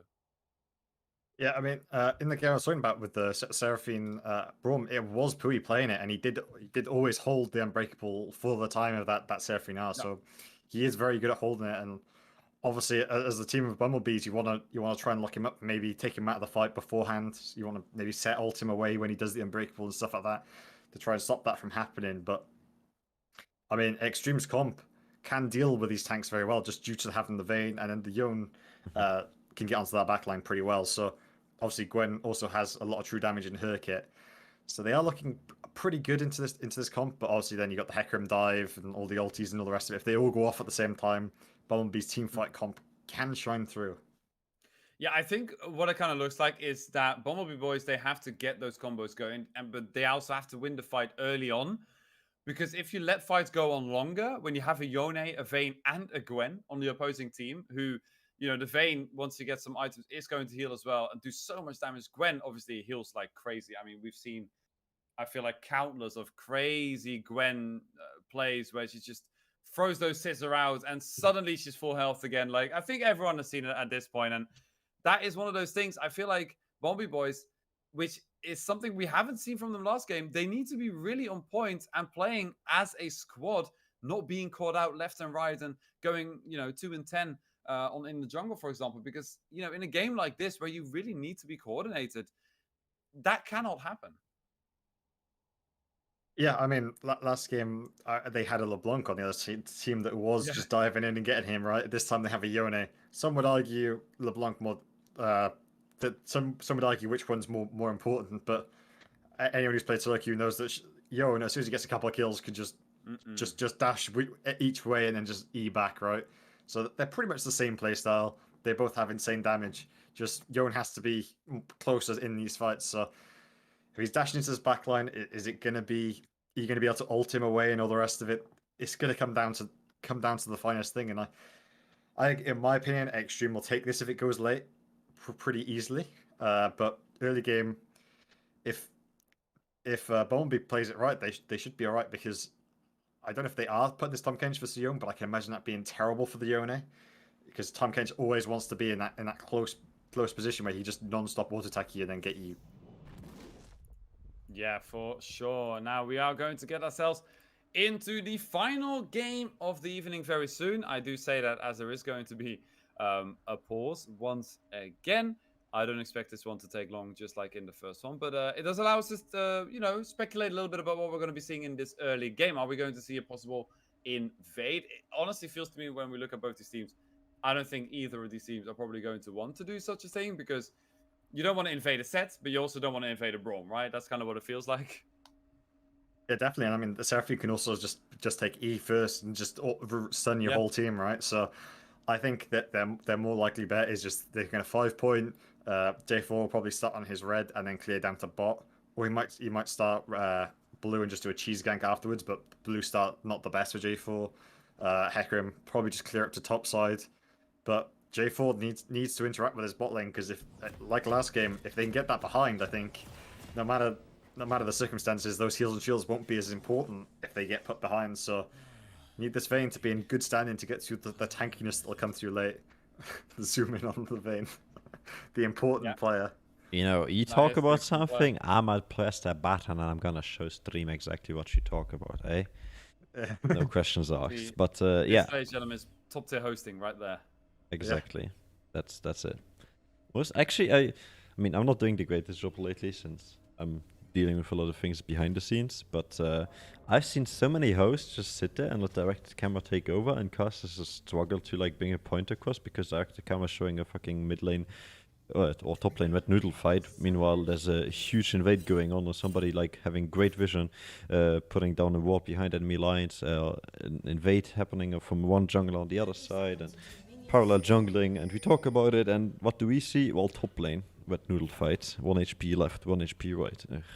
Just, I yeah. feel like directed camera is just one of the very many things they are going to need to fix with this replay system. I mean, we didn't even get to see the final fight. Yeah, that's So that's there's just plenty of hurting me. things. I hope for Yep. the finals we have a different solution to that. So I think if they don't pause in the beginning, it's already reducing the possibility of a game not Yeah. ending. But yeah, I'll make that clear to the teams for the playoffs. For I now, mean, this it is looks the like first- Zorka's mid. Yeah, I mean, it's going to be great for him into this year, and I'd imagine. I will say this is the first. I mean, in the first series, I don't think we had a single pause on it. We got to see at the end of the games, which was surprising. Yeah, maybe it is what Jason said. Oh no, we did. No, we had a We pause, didn't. and we didn't see the end of the game.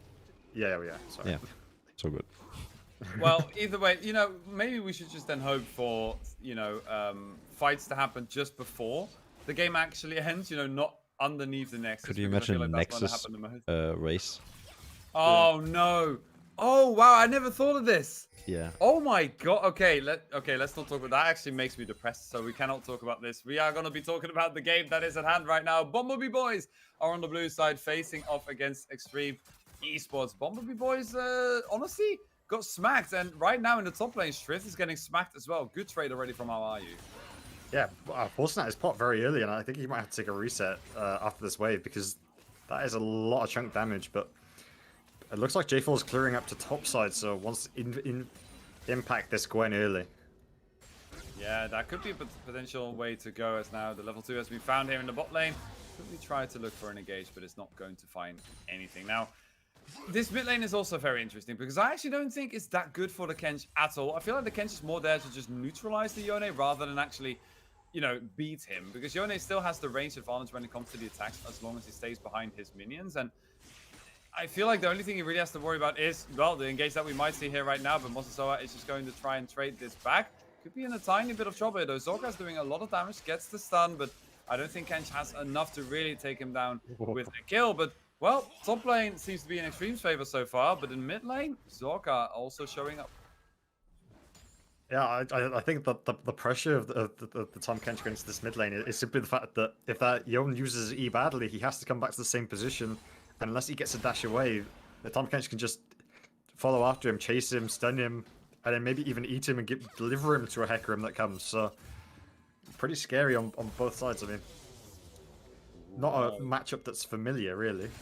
Certainly not, but I was going to say we might see a potential fight happen here around the Scuttle Crab, but because of the mid prio here from Zorka, who actually managed to just walk away over to that Scuttle, there's nothing that Chaos can do, so will be a little bit of a lead here for the big humble Giants, and he's going to need that because last game was not looking very good, so a lead there is definitely going to help. But speaking of leads, look at this bot lane. The CS difference is already doubled here by the Vayne, and that is not a good start, but it could be a better start here in the top lane as Big Humble Giant is coming in for a gang, cannot find the damage on Strift, so How Are You certainly is going to fall, tries to jump away, but it's first blood for the Hecarim. Really well played. Gwen just overstepping there, just trying to get that under tower, but yeah, Set just calls his jungler up, goes, hey, this person's overextended to come get him, and it works out very well. Thing with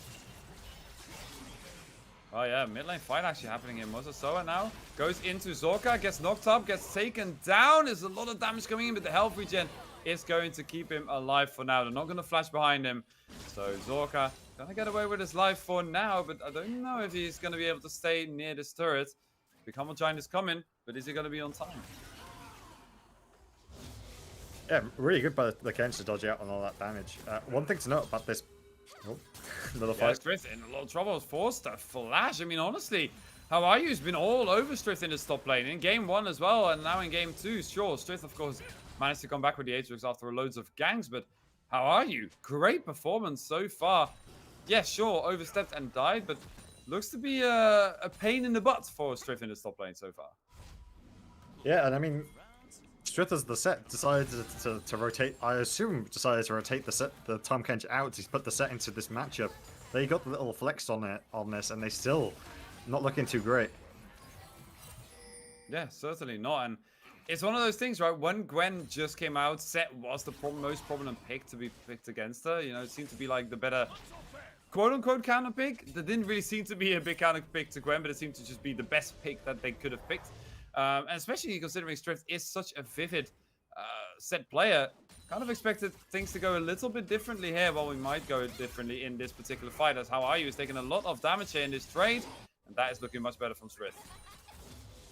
Yeah, I mean, Corrupting Pot's chugging, but level 6 now.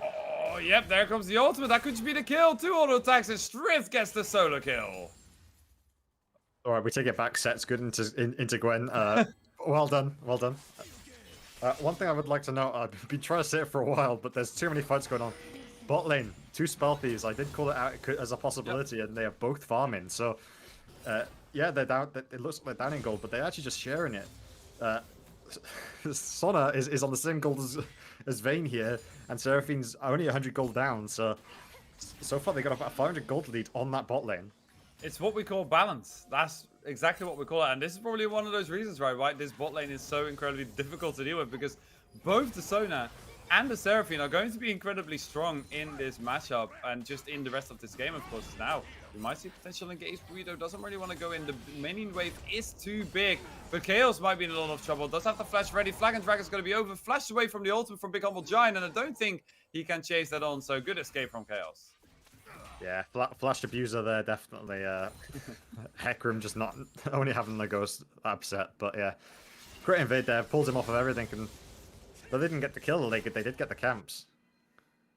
Yeah, good start here from the side of the Bumblebees, right? And it's exactly what we hope to see from them to come into this second game. They kind of got screwed in the first game and really had nothing to say to Extreme. However, in this game, looking much better already. How are you, though? Strift might have gone a little bit too far there. How are you? Pop the ghost. Is going to go for the fight here. Strift is taking so much damage. Here comes the Haymaker, but it is not going to be enough. The ultimate, though, goes wide, but How Are You has enough damage. Is going to die here to Big Humble Giant. You would actually have to say there it is. Going to be slain, but that is the solo kill from How Are You. Back to Strift. Yeah, Director's Cam didn't want to see that there, but yeah. Either way, I mean, Gwen getting Chase the them kill in into that matchup, feeling very good. Hecarim be able to pull up, get the kill back on the backside, doesn't make you feel too bad. I mean, gold goes in their favor, I guess, but they do get a massive wave under the tower that the Gwen's not able to get, and he has to prioritize going into this bramble so early. Yeah, that is something that we see a lot, though, of course, from the Gwens. It's either the bramble early or they go for that staff, but right now, though, it does mean that Extreme Esports, because of course Big Humble Giant was seen in the top lane, they do get themselves once again, just like in last game, the first dragon. And well, last game it definitely helped them win the game, so it's going to be interesting to see if they can continue that dragon dominance, and just not just dragon dominance, but in general just objective dominance from the last game.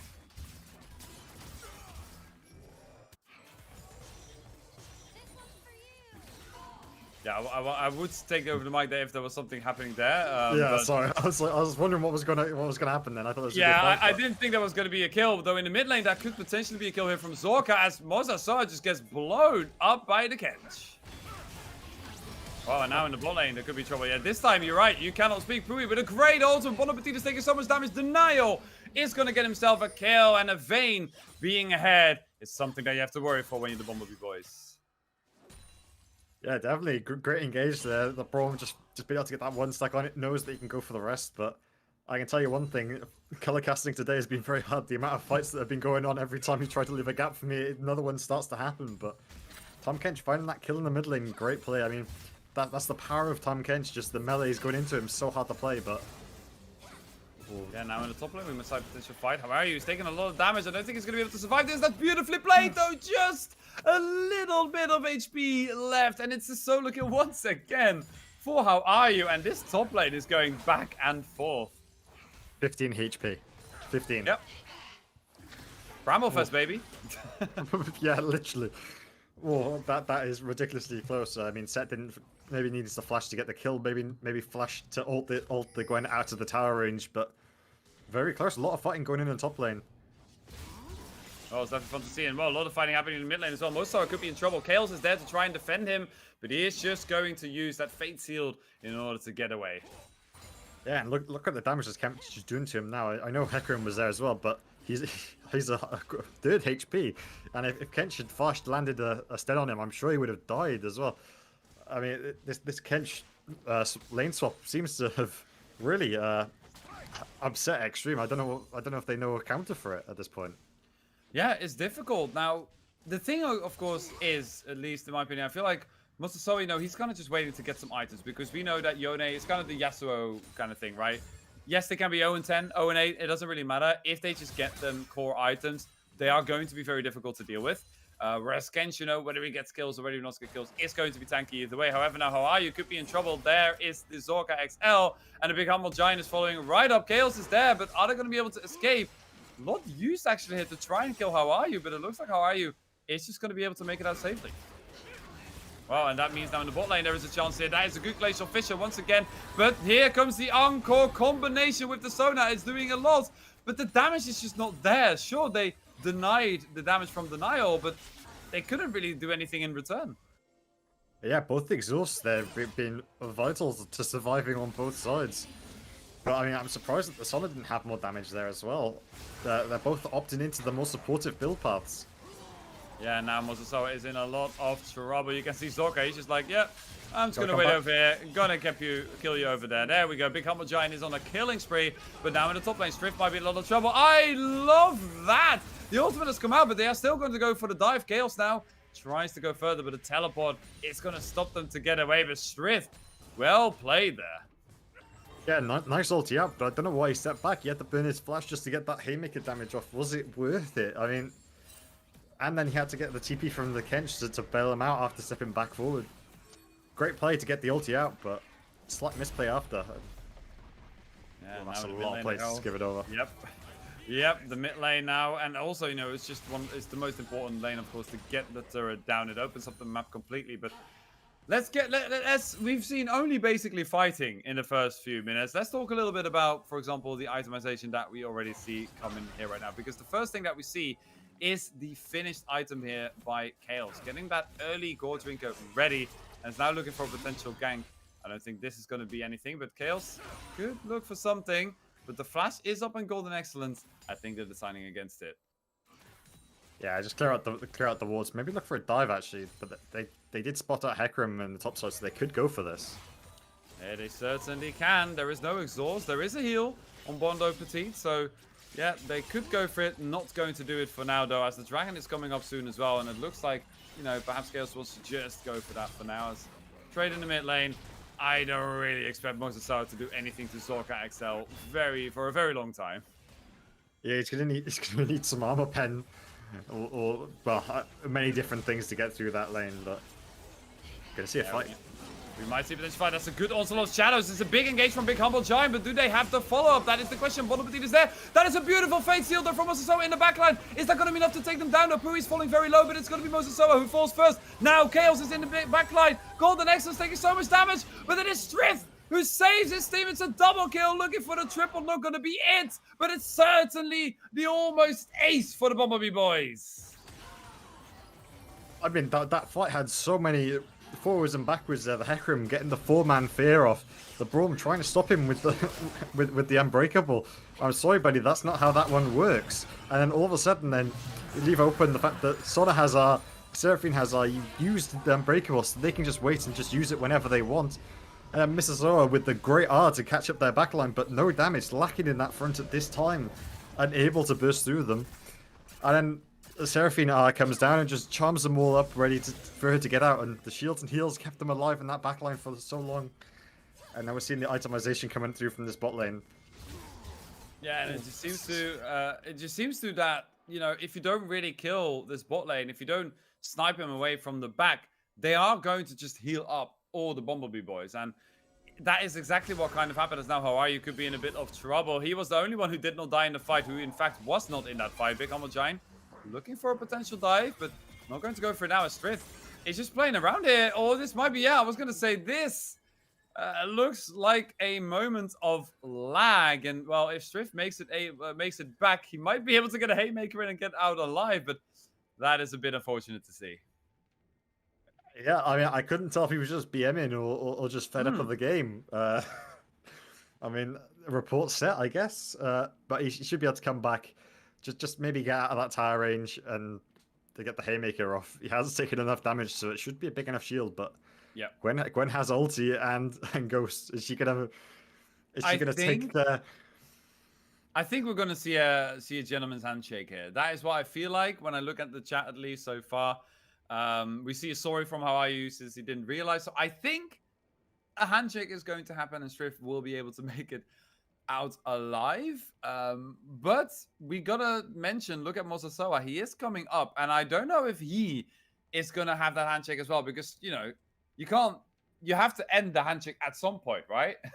Well, if he's pathing up here, he's wasted his time to path up here. If you Yeah. handshake now, I mean, he sort of wasted your Yone's time, so you actually lose out on a lot of stuff because of that. I'm expecting them. I'm expecting them to really just engage anyway, because yes, it's unfortunate, but they are behind, and this is. I mean, at the end of the day, there's money at stake for the winners at this, Yep. and a win's a win. I'm sorry how you get the win, but at the end of the day, in 2 weeks' time, if you've got the money, no one's going to be telling you, "Oh, you only got it because of this play." You're going to commit for it, and I think if I was the Gwen, I'd go for it anyway. You know. Yeah, I mean, the way I honestly look at these things is kind of like you should not feel bad for using advantages that you have been given, right? And yes, obviously, because this is the thing, like, they should have probably paused this earlier. Yes, they might have not known. They actually maybe thought that Strift was BMing here, but you could, you know, if you paused earlier, it might have not been this problem either way. They are on a voice call, so they could have been able to do so. So, yeah, I also don't feel like it's unfair play if they would turn around and, you know, just kill Strift here if they can. Because yeah, it's just an advantage that they gained. And yes, is it unlucky for the side of Bombi Boys? Sure. But it's also, of course, partly on their side that the mistake happened. So I wouldn't blame either team for whatever happens here. Just in case the chat is going to absolutely blow up on, you know, How Are You and Mosasawa if they actually end up going for the kill here on Strift. I don't think they deserve that at all. I feel like, you know, as Gizmo said, it's a big tournament. There is a lot of money on the line. And, you know, I wouldn't reckon in pro play you would see the same thing. They would just either continue on playing or, you know, go for some kind of remake. But those rules are kind of different here. But we do see Mosasawa ending up backing off. And Strift is going to be able to make it out alive. Yeah, but the thing is that he walked to just the edge of the tower, so it must have been somewhat BM beforehand. So I mean, you BM, you should really die. I respect How Are You for backing off, but at the same time, I mean, Young just wasted a lot of time, lost the wave mid for Roman, so you actually just lost him a lot of gold, really. Yeah, for sure. A bit rough there. Now they are going to push in this mid wave once again, but he might be ganked here. Big Humble Giant is actually backing off away from Java to make sure nothing is going to happen. But let's take a look here, because this game is already looking much closer than it was, of course, the last time. There's a 2,000 gold difference almost in favor of Bumblebee Boys. And is it already looking dire for Extreme Esports, or is it not looking that bad just yet? I mean, it's not looking great, right? That their tanks have got a lot of kills, and their enchanters are doing decently in the lane, but they are falling behind. This Vayne now has got 6k gold. Yes, the Brom's only on 3.5 against people who are on 4k. So you are sort of seeing this bounce out. And I mean, yes, they did go for the two. Oh, Yeah, this is a long fight here, but I don't think How Are You is actually going to push this one too far up. Strift is just going to be able to farm this wave underneath his turret. More interestingly, though, you see that it might be setting up for a potential Herald. There's also Big Humble Giant. Could be looking towards this bot lane and get a gank off here. I mean, you have the lockup, but again, we talked about it, right? Brom's unbreakable, can just cancel out everything. yeah, definitely. But last time he mistimed it, so is he going to come to that again? I mean, one big thing to note is that Seraphine has now hit that support limiter. If anyone who doesn't know that, once they farm too much, they don't get any more gold. Oh, well, the engage is there on the top lane. A lot of damage coming out of How Are You, but not going to be enough as the Ghost has been popped so that How Are You can run away. Now, Big Humble Giant is trying to get some vision control here on the bottom side of the map, potentially looking for a dive, but those two pink ones are going to keep the side of Extreme Esports safe for now, so the Grom might be taken away, but, well, Denial is quite literally going to be denied some farm here, but I don't think Big Humble Giant can look for this engage, and in fact, he might be engaged upon us. Mosasawa is there, a lot of damage coming out, has to use the ultimate, to get away. But that is big engage gone. Yeah, big engage, but I don't know if it's going to be back in time for Dragon in a minute and a half. Yes, it will. So it's unlucky, but you're not feeling too bad because you'll have it in time for that fight. I will say, look, I was saying about this Enchanter bot lane and how they're not getting any farm, but they are juggling it so that every time Golden Excellence hits that limiter, they switch it to the Sona farms then. Pretty Yeah, smart play. Yeah, I really like to see it. And you can see it if you look at the gold. That they're not that far behind of Denial. Of course, Denial did get 2 kills, and that is why he's on 7k right now. And actually maybe trying to bait this a little bit because Chaos is around to counter gank this. In case, of course, Bombi Boys want to go for it. But it looks like both junglers are just going to back off and let this go for now. Yeah, I mean, I'm expecting them to try and use this Herald top, but same fights non-stop. No, yeah, the top lane is just honestly not stopping ever when it comes to fighting. And Strift this time around might be in trouble. Has the flash ready, it's going to be used, and he will be able to run away from How Are You. But yeah, it's back and forth between the top lane. But it does seem like How Are You gets ahead a bit more. As now in the mid lane, the same thing might happen. Mosasoa could be in a bit of trouble, but he has a team behind him. Zorka now is going to have to try and back off. Take him some damage, but not going to be enough for Chaos to decide to go in. Actually, well, he just decides to go in anyway at the end. Fate Shield is coming up on him as well, and he just gets locked up. Zorka, though, is so tanky, gets healed up by the supports, and they get the kill with the Encore. And now they might be in trouble. Denial was dead as well. It's a killing spree for Zorka. They're getting cells 3, and they're looking for a potential ace. How Are You is here way too late. Big Humble Giant now going in for the engage. Muso is forced to flash away. Zorka is going on for the engage. How Are You is completely on his own. There is no way for you to go, my friend. That is a 4th kill for the Bumblebees, and this is much more like him. Gets hit 100 HP and is now almost back to full HP. I know we were saying about how annoying this comp would be and how the Vayne should be able to shred through it, but the Vayne had plenty of time on that Tahm Kench there before the Hecarim came through with the ulti. And I mean, at this point, she's not doing that damage. Maybe at 6 items, maybe different, but at this point, they're just rolling over with this comp.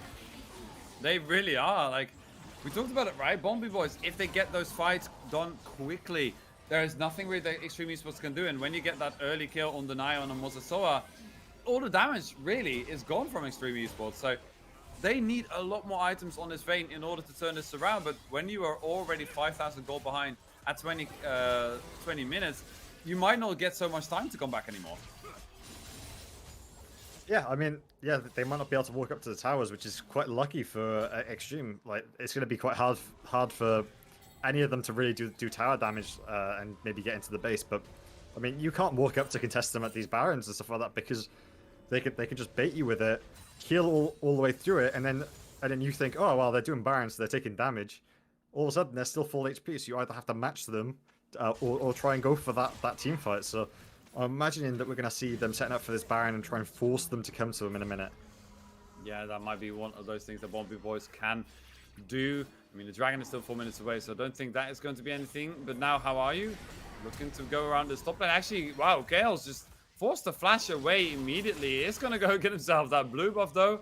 Not going to be picked up by How Are You? So, well, it's a nice little win, of course, for the side of Extreme Esports. And they also get themselves that mid lane turret and, of course, the bot lane turret a little bit ago. So they do manage to find some objectives to make sure that this gold lead isn't too big.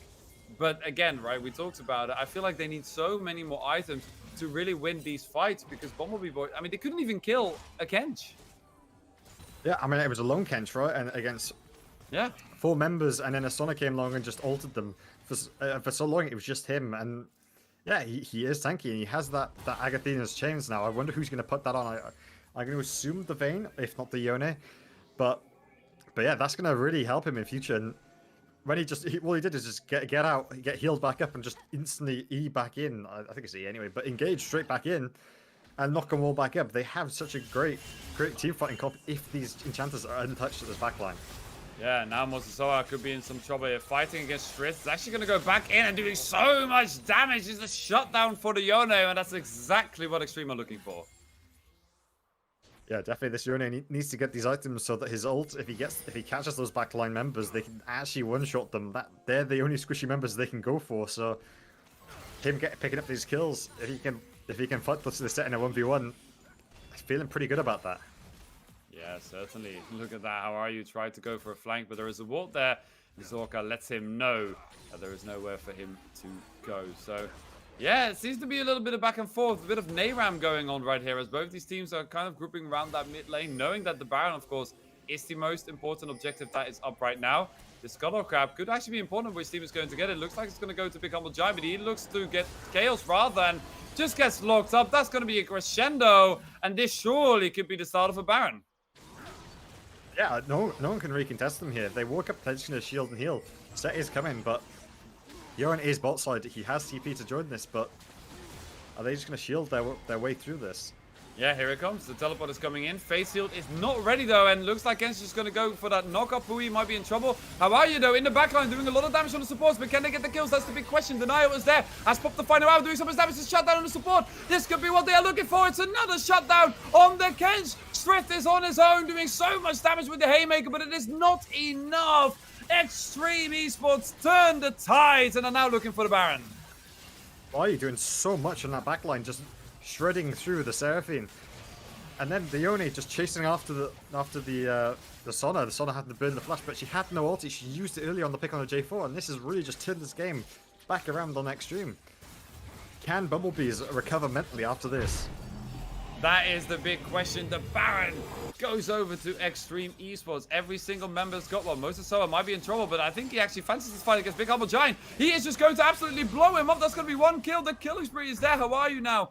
Has used the teleport. Might look for a chase on Bon Appetit, but does not have the ghost to really try and get there. But wow. We saw it last game. Those random catches. Big Humble Giant once again being caught out. And you said if it mattered for their mental, well, that is one of those plays that, you know, this could definitely destroy your mental.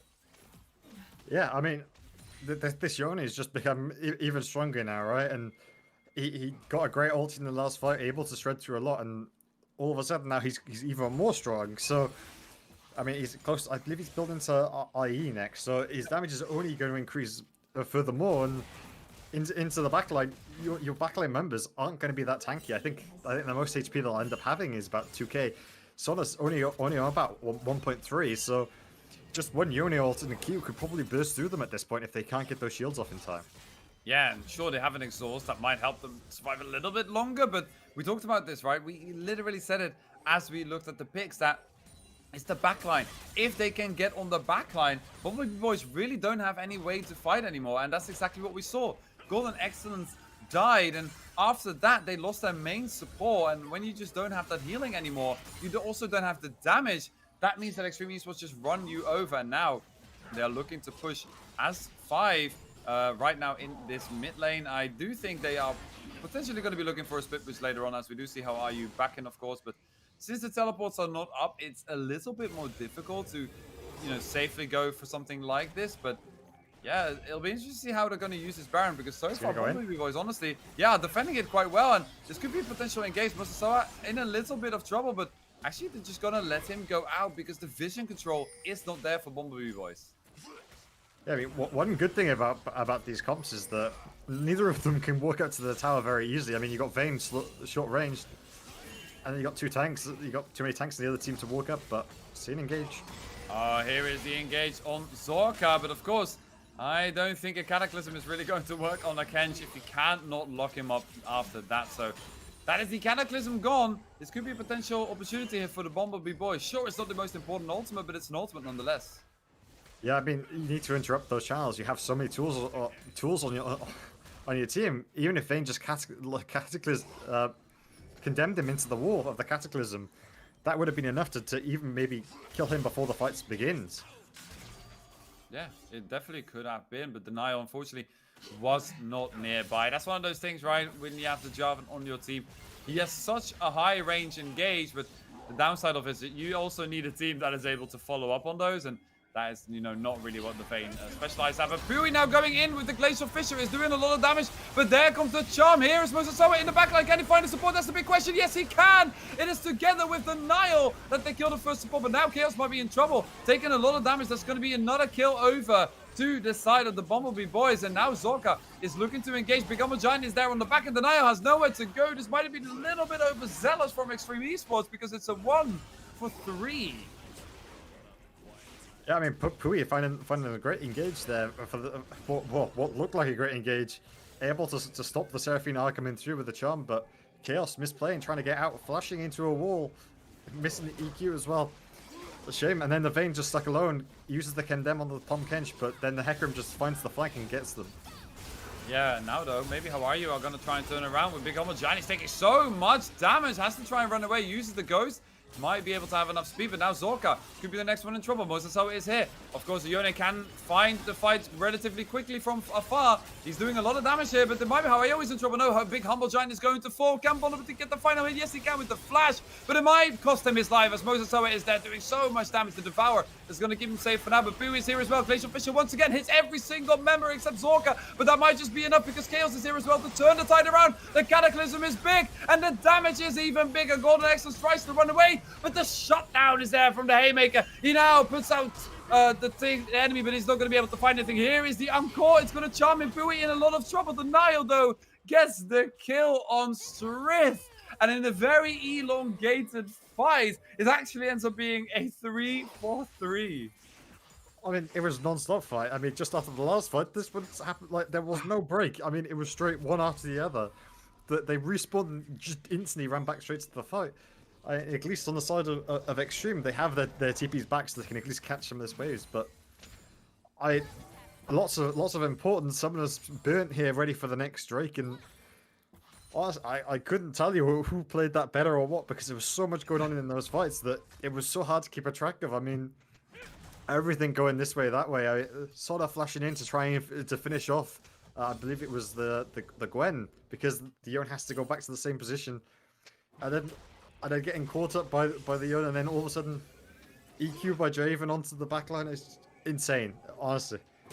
Insane, it certainly is. But what's even more insane is that from a almost 10,000 gold deficit, Extreme have finally found that lead. And yeah, you talked about, of course, this Dragon coming up, but don't forget at the exact same time, the Baron is also going to be up. So a lot at stake here, and we could potentially see something very close to a final fight. While we see once again the top lane is going at it. Strift, though, not looking like he's going to be winning this one, but his team is closer. But Hawaii's going to get that first kill. This could be it, because now the support has been locked up. Can they find a kill? Yes, they can. Golden Excellence is dead. Big Humble Giant is going to be next. It's 3 kills for Extreme Esports. The Dragon might be next, but I think they're going to go straight over to that Baron. I think J4 will just solo this, and then the rest of them will go to the Baron, but that was insanely well played. I mean, Sona used ult in that fight, and I believe it only hit Pui because of the shield he put up. And then the Young just gets the free pick on the Seraphine. Seraphine didn't even use R or exhaust during that, so instantly one shot. No flash to get out of the Cataclysm either. Not feeling too good about that. Yep, looking very, very rough. And we talked about this, of course, in the pick and ban phase. The Vayne, the Yone, once they start getting items, they are so incredibly strong. Well, I say that. The Gwen is another one, of course, that just gets so incredibly strong once the item starts kicking in. And look at this now. We got the Infinity Edge finish. We got QSS on both the Vayne and the Yone. You have the Zhonya's now finished as well on the Gwen. And not only is it going to be so much more difficult to actually fight, it's going to be so much more difficult to kill these targets.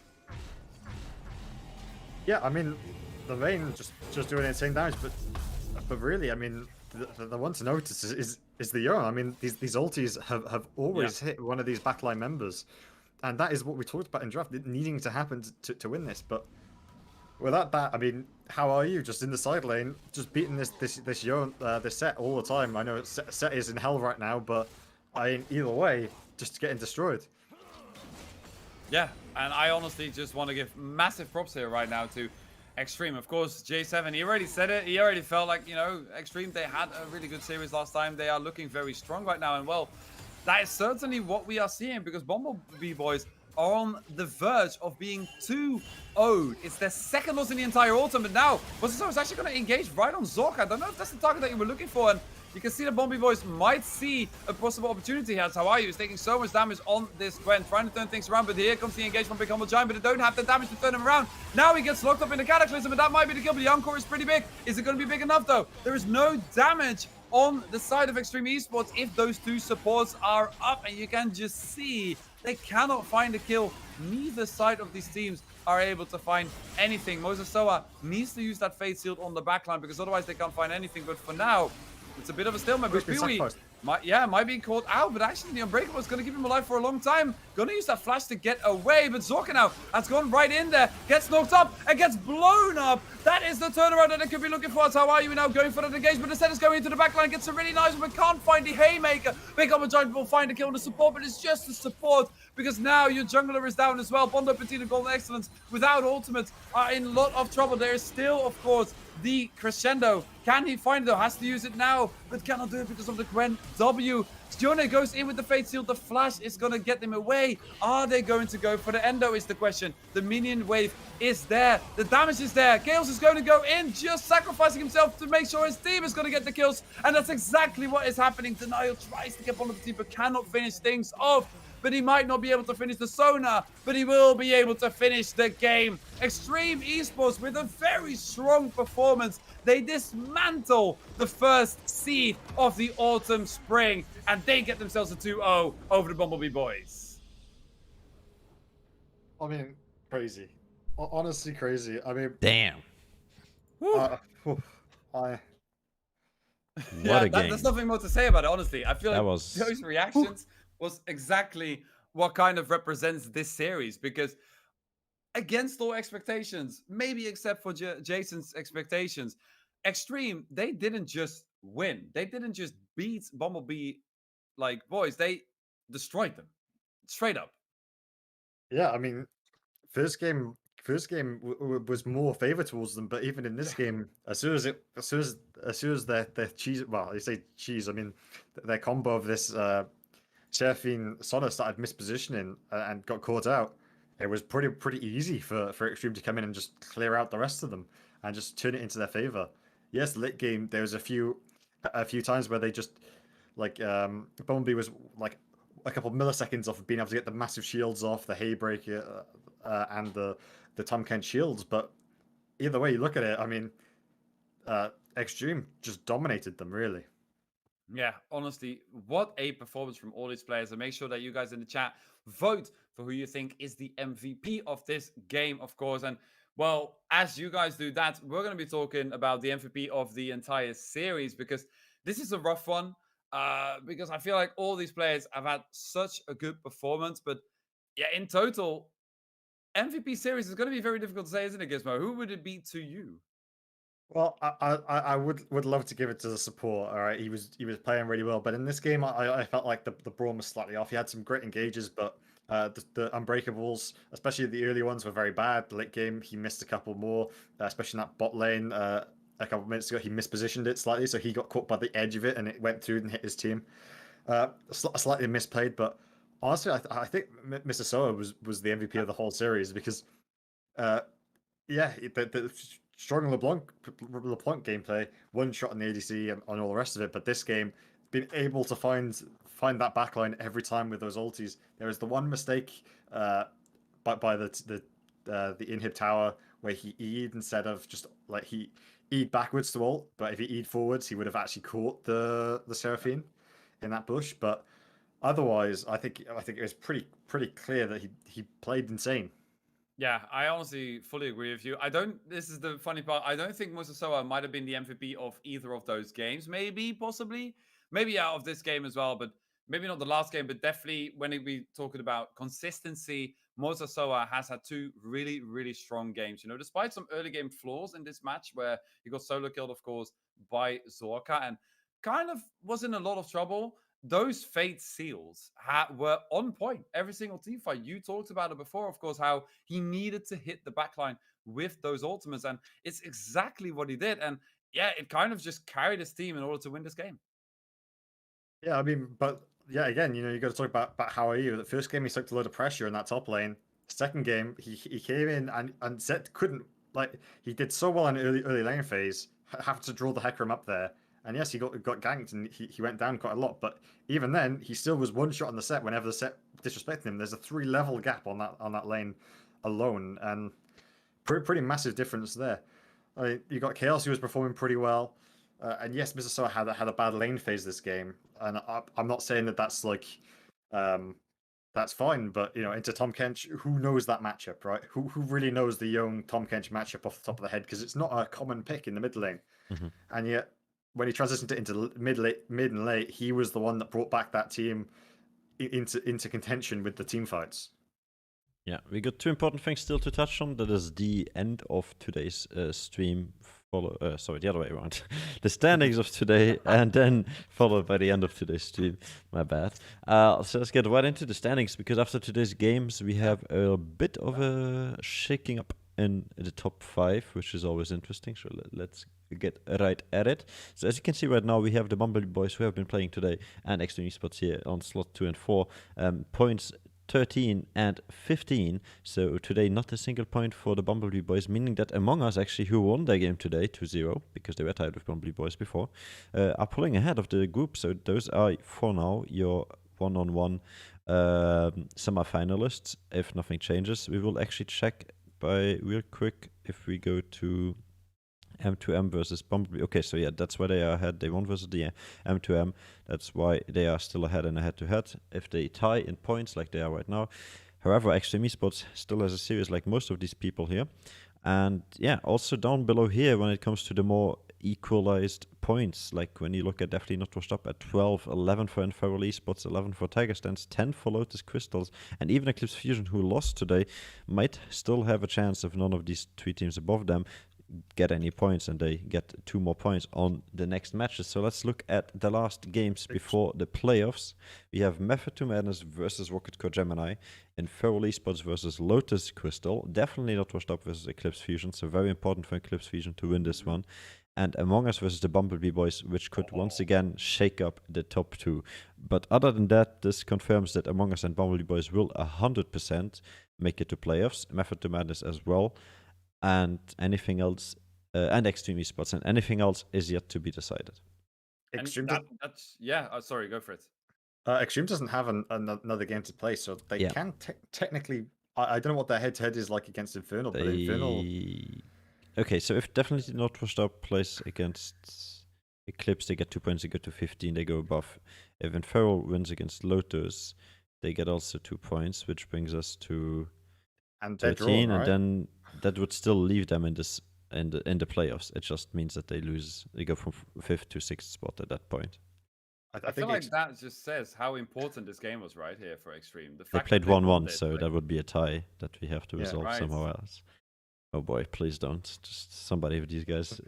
Yeah, that's what I was thinking, because I mean, yeah, Extreme had It a doesn't great show change anything today. for the playoffs. They have locked in playoffs for sure, Extreme, but they can definitely lose like the 4th slot, which means upper seed, and therefore choosing side for the playoffs.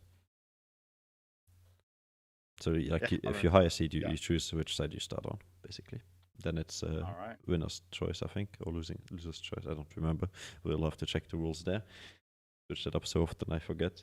But yeah, Tiger Stance and Lotus Crystal, really important games today. Not today, on Friday. And the Bumblebee Boys versus Among Us, most likely the game of the century, and potentially maybe the finals game, because the only other way that they can meet again is if Bumblebee Boys lose tomorrow. And on Friday, lose 2-0 on Friday, and then have to make it all the way to the finals, or if both of these make it to semifinals and then win their semifinals and make it to finals. So those are the two certainly. options. I mean, but based on what we saw today, might not even be the most likely finals to happen, because wow, it's either Extreme looking really good, or maybe Bumblebee Boys looking a little bit off. I don't necessarily which one of the two it is. I feel like we're going to see that maybe in the game, of course, from Bumblebee Boys versus Among Us, because I feel like this is the ultimate test, right? To really show, like, are they still in it? Like, are they, or have they just kind of lost it just before playoffs? Because it would be really unfortunate to see them falter just before the most important part of the tournament begins.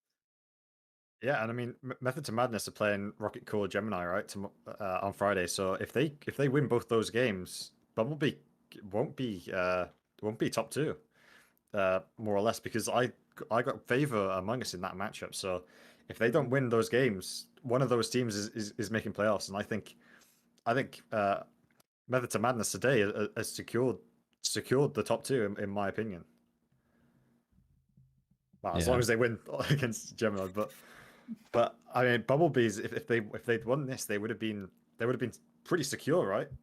I think if anything, what it really shows is, I feel like I said this as well in spring, but I feel like this looks to be an extremely close playoffs, especially now that we've seen Bumblebees kind of, have some holes in their armor. I feel like that makes it even more exciting. And I kind of hope the best thing I feel like to happen for the tournament would be a tie between Among Us and Bumblebee Boys, so that we really cannot tell who is going to come out as the champion. Yeah, and I think even then we have the M2M who are going to be close behind them, and that just shows that there's no real favorite coming into the playoffs, which again shows the quality of the teams in this tournament right now. So yeah, hopefully very exciting playoffs to look forward to. Normally, just to inform the teams, since I see multiple people from multiple teams being in the chat, Monday, Wednesday, and Friday are still the game days for next week, so the quarterfinals most likely will be played during those, just to inform you. But yeah, we'll be seeing how it arranges the teams and, of course, the stream schedule. With that being said, thank you so much for tuning in today for this beautiful cast. Not just about appearance, but also about the games.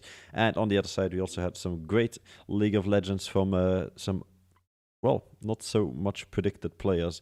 But Extreme Esports really showed up today, put their foot down and said, hey, we are to be reckoned with. And that's exactly what Bumblebee Boys had to experience today. Hopefully they come back stronger, the Bumblebee Boys, and hopefully Extreme Esports can keep up their performance. With that being said, thank you so much for tuning in.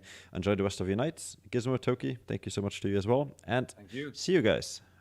Hopefully have a pleasant evening until Wednesday. Wait, what are we? No, we are Wednesday. Until Friday, 7 p.m. CST. Tune in on twitch.tv/ConnectingEsports. Thank you so much for watching. Be there or be square. Bye.